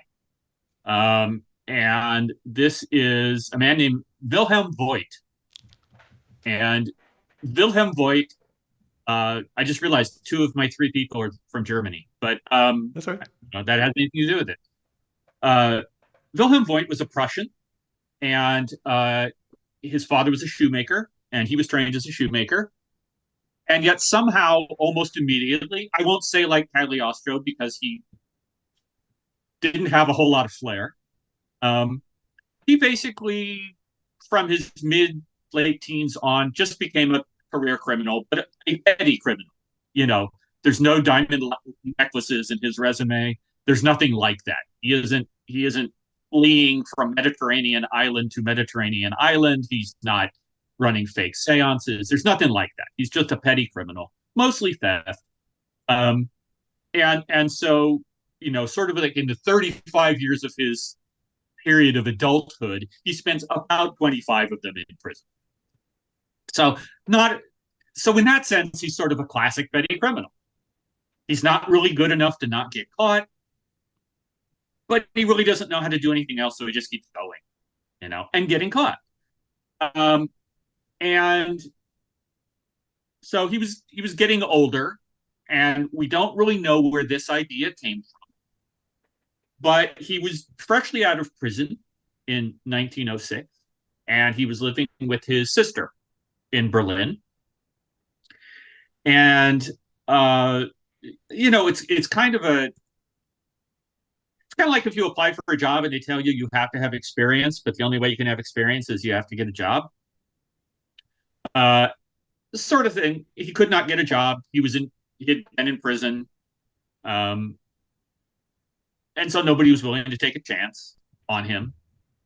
And so he apparently just had this flash one day.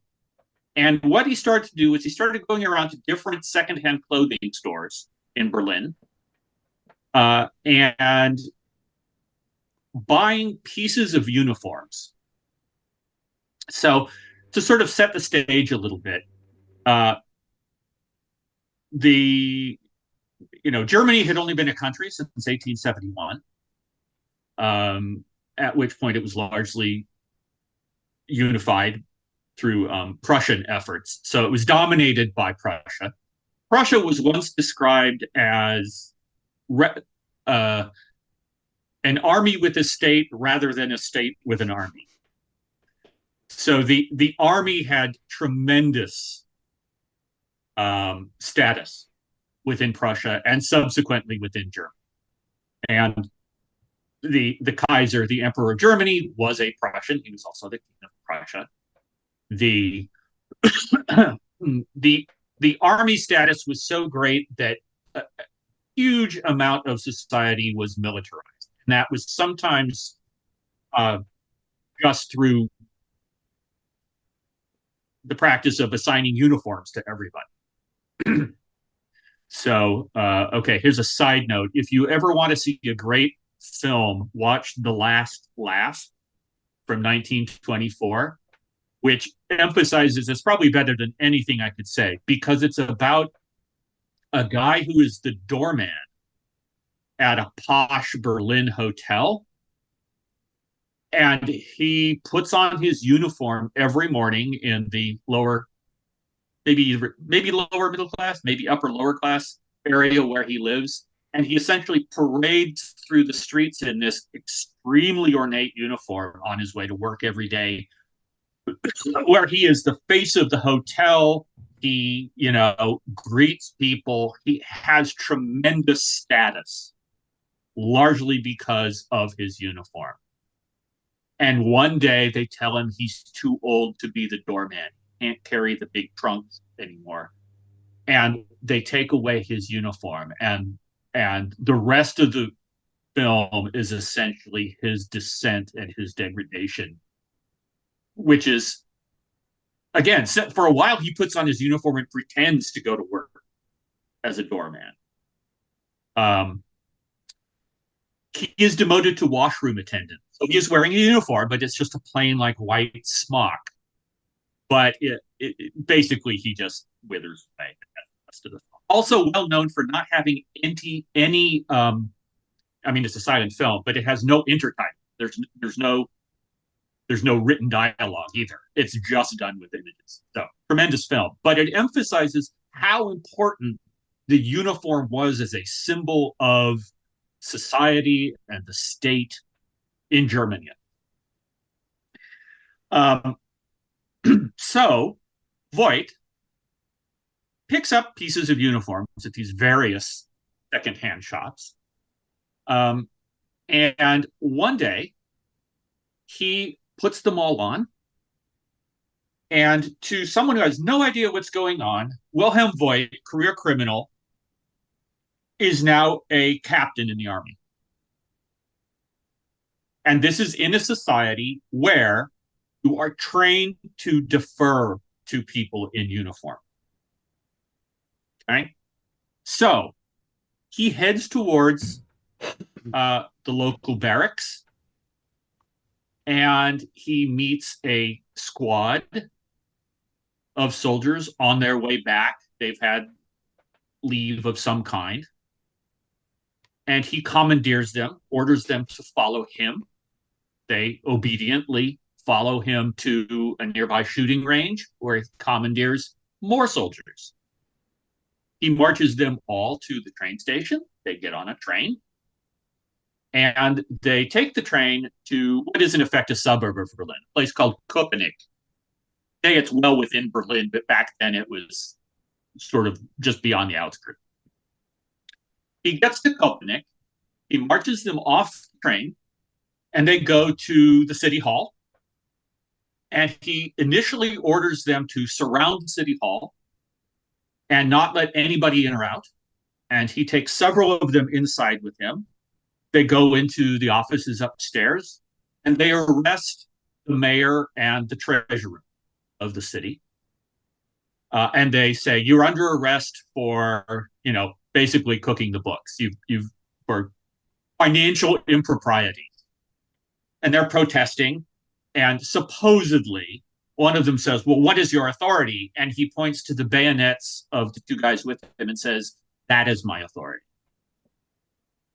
And so they are protesting, but they are hustled away, locked in a room. And he proceeds to empty the city treasury, which is about 4,000 marks, which is not a tremendous amount of money. We're not talking about Adele Spitzer money here. So he grabs about 4,000 marks. But you see, there's so many ins and outs of the story. I love it. When you take the money like this, you have to leave a receipt. So he leaves a receipt, but he signs it with the name of the director of the last jail he was in. So everything is fine as far as his soldiers are concerned. His troops are like, no, it's fine. He stashes away the 4,000 marks. He tells his troops, okay, you two, I want you to take the treasurer and the mayor back to Berlin and take them to the police station where they will be charged. And they salute. Off they go. He tells the remainders of the guys who have surrounded the city hall, don't let anybody in or out for another half hour. I'm going to go to Berlin and make a report on this to my superiors. So he leaves them there. They take up positions around there, fine, not letting anybody in or out. And he puts on civilian clothes and disappears. Unfortunately, he does, in fact, just go back to Berlin. And a couple of days later, another petty criminal friend, compatriot, colleague, perhaps enemy, we don't know, narcs on him and turns him in. And so he is arrested and very quickly convicted. And he spends almost 2 years in prison for this one. But he's used to it. You got to figure this is, he knows the drill at this point. And after a couple of years, the Kaiser pardons him, calls him an amiable scoundrel, and is actually supposedly rather pleased because what he has done, what Voigt has done, is demonstrate the regard that the population has for the Kaiser's favorite institution, which is the army. So there's sort of an irony there. Like, okay, do you realize that people are using that regard in order to commit crimes? But the Kaiser is not the smartest pencil in the box anyway, so it doesn't seem to get through to him. So he is pardoned. He gets out. He does what people always did back then, which is he immediately goes on tour. So he goes around. Not only Germany, but also into the Austro-Hungarian Empire, into Luxembourg. And he performs, if you can call it that, at small theaters, restaurants, beer gardens, whatever. He's making a living. He publishes an autobiography. Um, he's really well known. This is all covered in the press.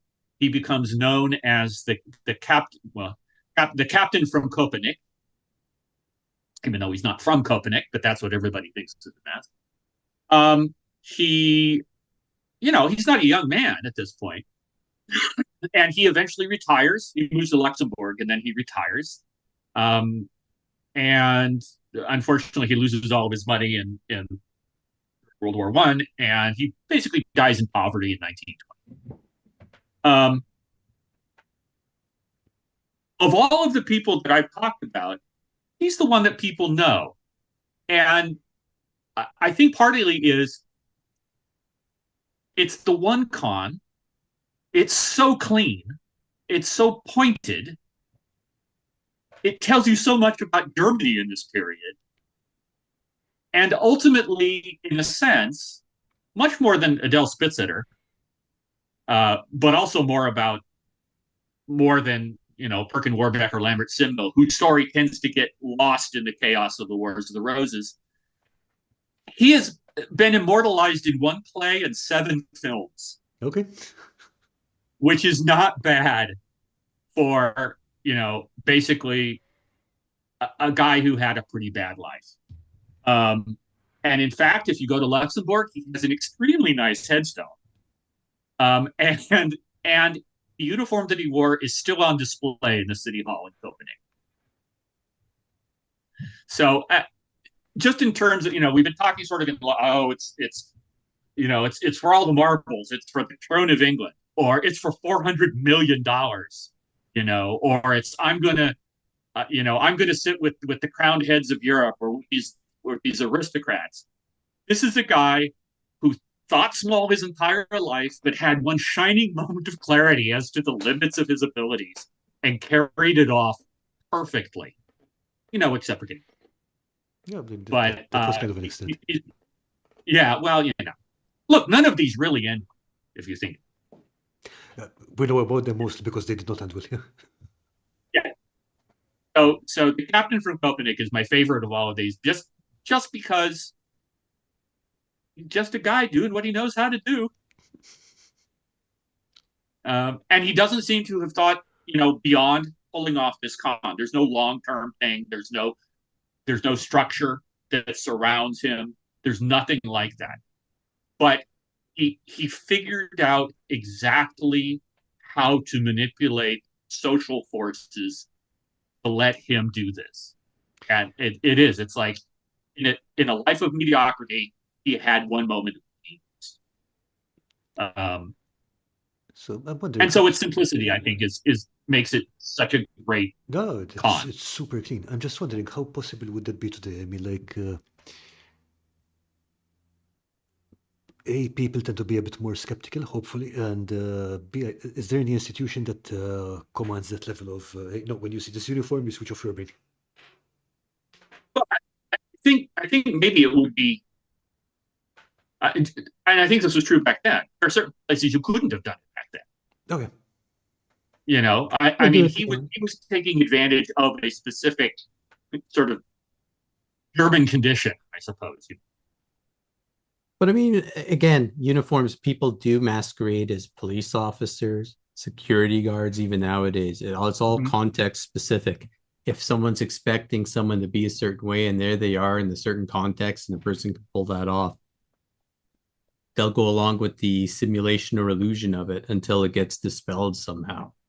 And that's how a lot of con artists check out things, case joints, all the sort of stuff. Uniforms do still have power with them. Yeah, I think the authority figure aspect of it is interesting. And it's not, I mean, uniforms don't have to be about authority. It could be, there's sort of this classic trope in mystery fiction where nobody realizes that, that they don't even, if the detective says, well, who did you see? They don't even mention the postman, Yeah, the postman. the cleaner, the maid, yeah. the Yeah, hydro the gas worker. reader. Yeah, yeah. Exactly. And they're just You don't wandering mention around. those people. I remember seeing some guy way back. Some guy just pulled up in these overalls and he had this like acetylene torch.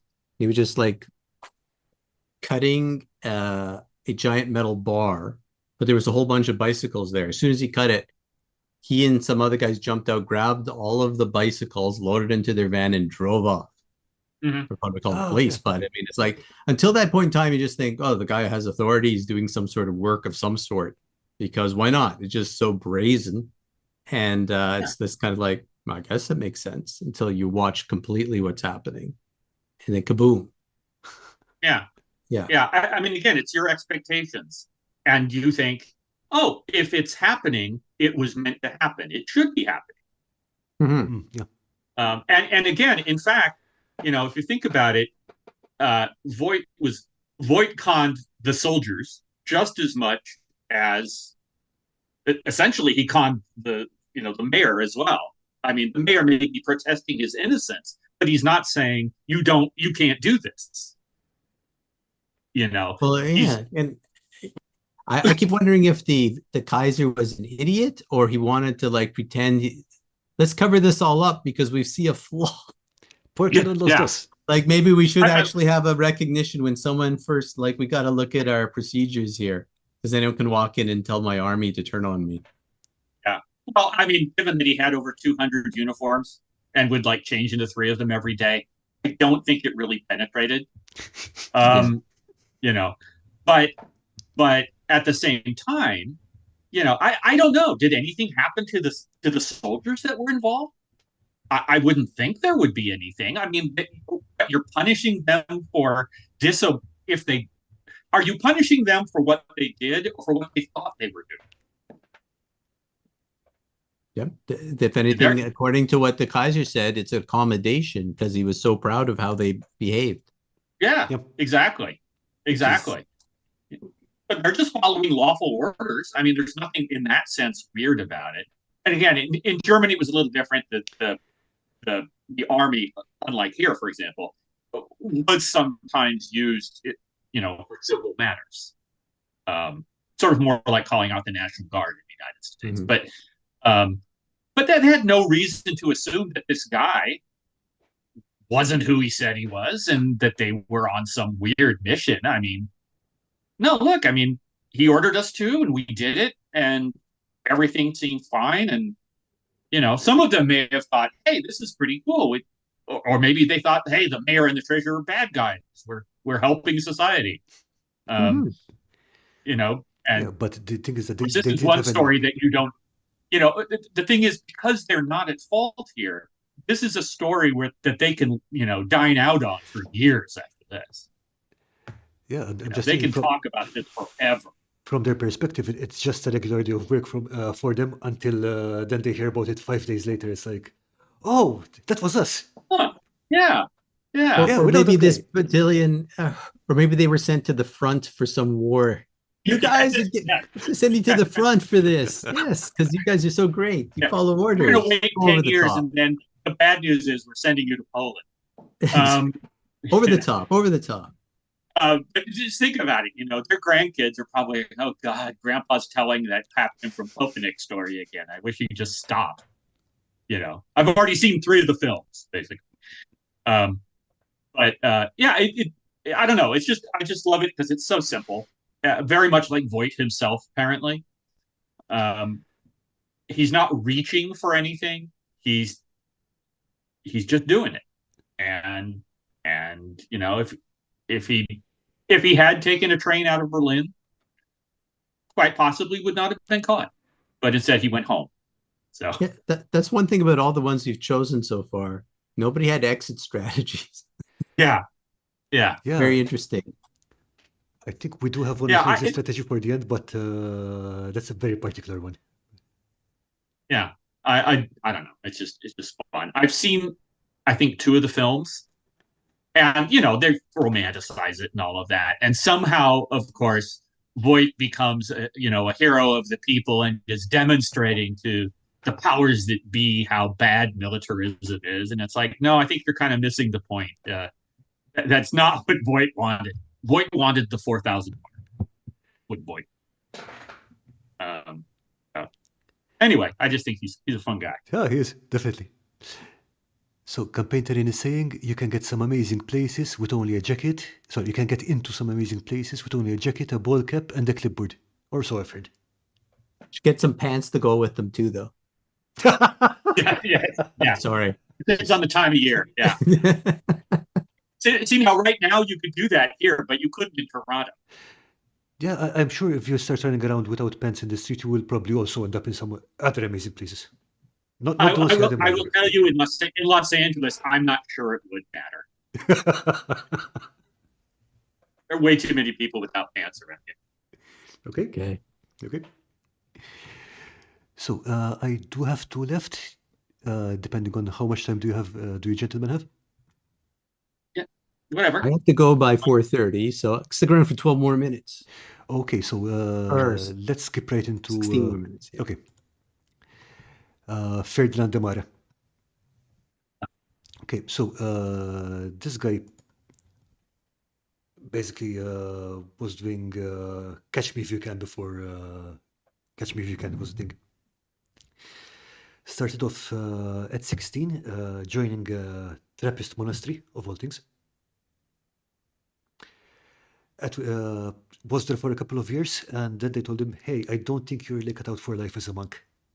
So maybe go somewhere else. Which he did. He joined the army. Decided that army life wasn't for him, so he stole another soldier's identity. And went absent without leave and joined another monastery. Ran away from that as well. And signed up with the Army Medical Corps under a fake identity. When he ended up not getting promoted to the level he wanted, he decided to fake his own death and joined a different monastery. So it just keeps bouncing around. Exit strategy right there. Yeah. Exit strategy. Yeah. So apart from these various stuff, at one point he manages to found a college in Maine, which is still there, I believe. And then he left that college because someone didn't want to name it after him. So again, new identity, bail out. Long story short, he ends up in the Royal Canadian Navy on a destroyer as a surgeon during the Korean War. Okay, now this is where it gets mental. He had assumed the identity of a surgeon, one Joseph Cyr. But he had no idea what surgery entailed. He had never studied medicine really, except for the partial stretch he had done in the U.S. Medical Corps. People get injured, obviously. I mean, it's in the middle of the Korean War. And 16 people get transferred onto his ship who need surgery urgently. Does that? Okay, prep them for surgery. I'm going to operate on them. Goes into his office, locks it up, speed reads some text for every procedure that he needs to do. Goes out, does the surgeries. Every one of the guys survives. Okay? I don't know if there were any complications or anything, but they all survived. He becomes, it's like everyone is happy with him, everyone thinks this is great. He ends up featuring on the front page of a military newspaper, or a civil newspaper, I guess. Now, what happens now is that the doctor of the guy whose identity had assumed looks at the paper, sees her son's name, sees her son's titles, sees that it's not her son in the photo, and complains to the Navy. The Navy's like, hey, yeah, we could send some people and pull him off the ship and bring him back. They hold a trial, but they decide, okay, look, A, he did save those guys, and B, letting an imposter onto a ship, a military ship, is kind of embarrassing, so let's just keep it quiet and, you go back home to your country and let's never talk about this again. So he gets sent back to the US, and there he starts a career of mostly writing autobiographies, selling appearances, giving talks, and so on. So one thing I can't understand about this guy is why. I mean, he's obviously incredibly smart. I mean, no one who's not exceptionally smart would be able to do half of that. But you know, he just goes into this kind of life hopping around.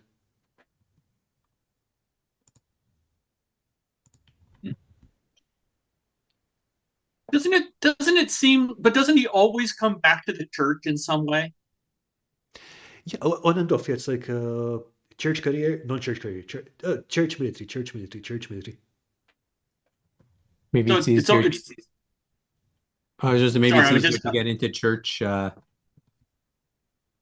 than any other thing. You know, people come in, Father so and so.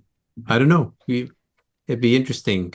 It's probably easier to get into churches and take on an identity than the military. But I guess your yeah. last story, maybe it's easier to get into the military than a church. Yeah, the thing is that Church he's and Well, state, yeah, church and the military, yeah. Good yeah, combination. it's kind of weird because it's like he okay. So his first when he first joins a church community, they tell him he doesn't have the vocation and kick him out. But it's like he doesn't believe them, and he keeps trying to come back.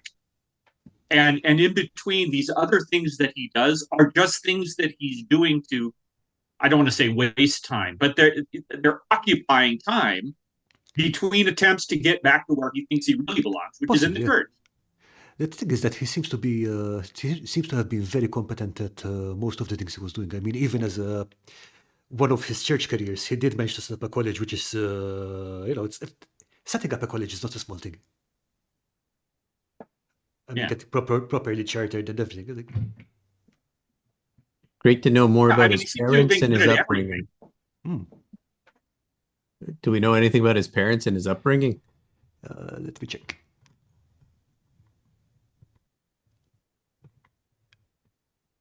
Okay, so his father and his uncle were owned some movie theaters and worked as motion picture operators. Oh, so he's a theatrical type. Okay. Interesting how often that comes up, isn't it? Oh That yeah. sort of entertainment link. Mm-hmm. Okay, and there isn't much about his mother, but the family was pretty well off before the Great Depression, but then they lost a lot of money in there and had to settle into a lower income area. So that was sort of a trigger. Yeah, Yeah. probably. And again, yeah, no one It's will give you a amazing. break. You have to make your own break. Right. And Don it Draper. sounds as if they had just let him be in the church. He seems like he could do just about anything. It probably would have been a plus for them instead of going, no, you don't really have a vocation. Yeah. You know? So Dungeon Matron is asking, I wonder what the patients he did surgery on thought. I don't know. I mean, like, if I had to have surgery done and a surgeon did surgery on me and everything went perfectly well and I was okay, I don't care. I don't care if he has his license or not. I mean, like, did he get the job Yeah, done? wouldn't you be curious if he like left something inside or something? You know, you probably As go long as off he and did the get right another leg, X-ray. as long as he didn't take off the right leg or the left leg, Yeah, or took off the yeah. right, you know. But Yeah, yeah. but yeah, I So mean, I don't know why this guy reminds me of Mad Men's character Don Draper. You know, do you ever guys watch Mad Men? Yeah, No. yeah, yeah. Yeah, I from think the he Great reminds me. Depression and the effects of it, and he takes on a whole other identity, and he's a total fraud the whole time. He reminds But me a he's bit very of the character from The Pretender, with much less variety, Mm. but you know, Yeah, and no plan Yeah. at the end. Nope. I guess that's the other thing is, doesn't it seem like he's just being opportunist as well? Like, oh, I'm not in the church anymore. I've got to find something, you yeah. know? Again, he seems like he has an ethics strategy, but not really. He's moving around till he got caught because he let himself get photographed, which seems like, oops, it's time for me to muster out a run for Yeah. it. My face is in the newspaper, but he didn't. Well, and again, some of this is also, I didn't talk about this with Voight at all, is with the rise of mass media, all of the impersonation stuff Oh becomes yeah, so much not more happening difficult. anymore. Yeah, you Mhm, just can't mhm. do it, you know. And now you have the further issue of DNA testing, right? So, they did a DNA test on Anna Anderson. No, she's not related to the Tsar in any way. I mean, it's obvious. On the other hand, they did one on Richard III, and oh yeah, this is Richard. So once you have the ability to take photographs, it makes it so much more difficult. And transmit information easily, which is also a big thing. Yeah. Mm-hmm. But wider reach, the whole thing. One thing is much harder. I don't know if having his picture taken was part of his exit strategy, or okay, this happened, but now we can twist it another way, because he did use his celebrity to get television appearances and stuff like that. Opportunities. Yeah. He's famous Yeah. again, for fooling the military. If fooling military is a good media. That's happening. segue. Yeah. Huh. Interesting. I hadn't thought about that. But the other thing is, I mean, like if it's his picture, it's quite possible that it's just his regular military ID. It isn't like he went out and got his picture taken after. But I'm surprised he didn't notice. Hey, you're in the newspaper, and like, yeah. Well, on the other hand, he may have been on a ship out in the middle of the ocean. So what's he going to do? Yeah. True. But yeah, I mean, now we have ID cards. Back then, they didn't have ID. So, it would have been a lot easier in that sense to be a pretender, or even just your normal con man. You just go, no, that's not me. That guy that you've heard of, that's not me. I'm somebody else. Mm-hmm. I have forged a letter of introduction from somebody else, and he says I'm not that person. So, so I'm good. Yeah. The other careers, you end up working for the FBI or CSIS or some other things once you are a good enough criminal. Well, it's like the movie, which I can't remember the name of it, but the one where the guy is assigned to investigate his own thing. Frank Abaniela Jr. Yeah. Oh, well, I'm a good detective, but on the other hand, I'm not that good. So it's kind of interesting. This guy doesn't feel to me like a con man. He just feels like a guy who took on a bunch of different identities. You ever see that movie? Why am I going blank? Starts with a Z, not Zellinger, but whatever. But anyways, it's this thing called the as if personality, where there's certain people that when they're around people, they take on the identity of that profession or people. Okay. And they just become like that, and everyone starts to accept them as that. And it could have something like that. You mean the Woody Allen film? Yeah, it's a Woody Allen film. Zellinger. But it is a true Zellinger. psychological thing too. Like some people they don't really have a very good sense of identity, but so as soon as they're with a group, they become just like that group, and they'll watch everything, absorb it, and just suddenly be that until they go to another group, and then they'll just start to morph like a chameleon. That does sound kind of like him, like Damara. It does. Interesting. And not only did he become like that group, he became, I don't want to say a leader of the group, but I mean, he really internalized whatever he was doing. Yeah. He became extremely competent at it, apparently, which that is kind of interesting. It's sort of like learning by osmosis. Yeah, I wish I could do that. It'd be fun. That's probably healthy. I mean, it's healthy probably because these people probably got, they don't have a really great sense of their own identity. So they're always just watching, and they learn all the mannerisms, start imitating. It's almost like those books like Thomas, what's his name? Ripley, the talented Mr. Ripley and people like that. They're con art, but they're just constantly watching people to understand how you're supposed to act and be, and then they become it. And then and I think, most people do that to a certain degree, but this is just out of control. Yeah. I mean, they're just like, this is all they're doing. Yeah. Yeah. I think it's fascinating in this particular case because he went back and forth so many times. Yeah. So if the trigger for him was his family's sudden loss of status, like, who am I? Who am I really? When I was a little kid, this is who I was. This is who we were as a family, but that's not true anymore. Who am I? that might lead him into sort of, super absorbing what's around him, I suppose. But yeah, the fact that he literally goes back and forth, how many times? I don't even know. Maybe in No, the double no idea. digits. No idea. I mean, Yeah, it just mentions that's some pretty of the times in impressive. the what I found, but there must be probably be more. Yeah, yeah.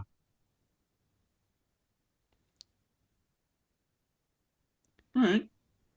Are we good? I think There you I go. think we've covered pretty The much as if everything, and we need to personality let for anyone Dr. Bruce interested. go. Oh no, I just flipped in a link for anyone interested in reading academic articles on the as if personality, and just have your eyes glaze over. I don't But think you can post links on the chat in YouTube, but if you send it to me on Zoom, oh, I'll copy it in right now. okay. Or I'll send it to your email. Okay. Cool. Okay. So I'll probably post it in the links after the stream. I was gonna say something like, again, all of these people ended up badly, but I was like, no, because the really good ones don't get caught. Yep, definitely. Exactly. Yeah, they have that good exit strategy. People don't admit that they were taken, so they aren't. Hey, but the They don't have Comte a big Saint profile. Germain, he seemed to do okay, and he's still alive That's true. somewhere, kicking around somewhere That's in right. French Riviera, having a good time. Probably down in Florida somewhere. It Yeah, was always possibly. Florida, okay, with no Yeah, pants. yeah, that's right. And running scams on snowbirds. There we go. Yep. Okay, so speaking of exit strategy, I think we should be taking care of ours.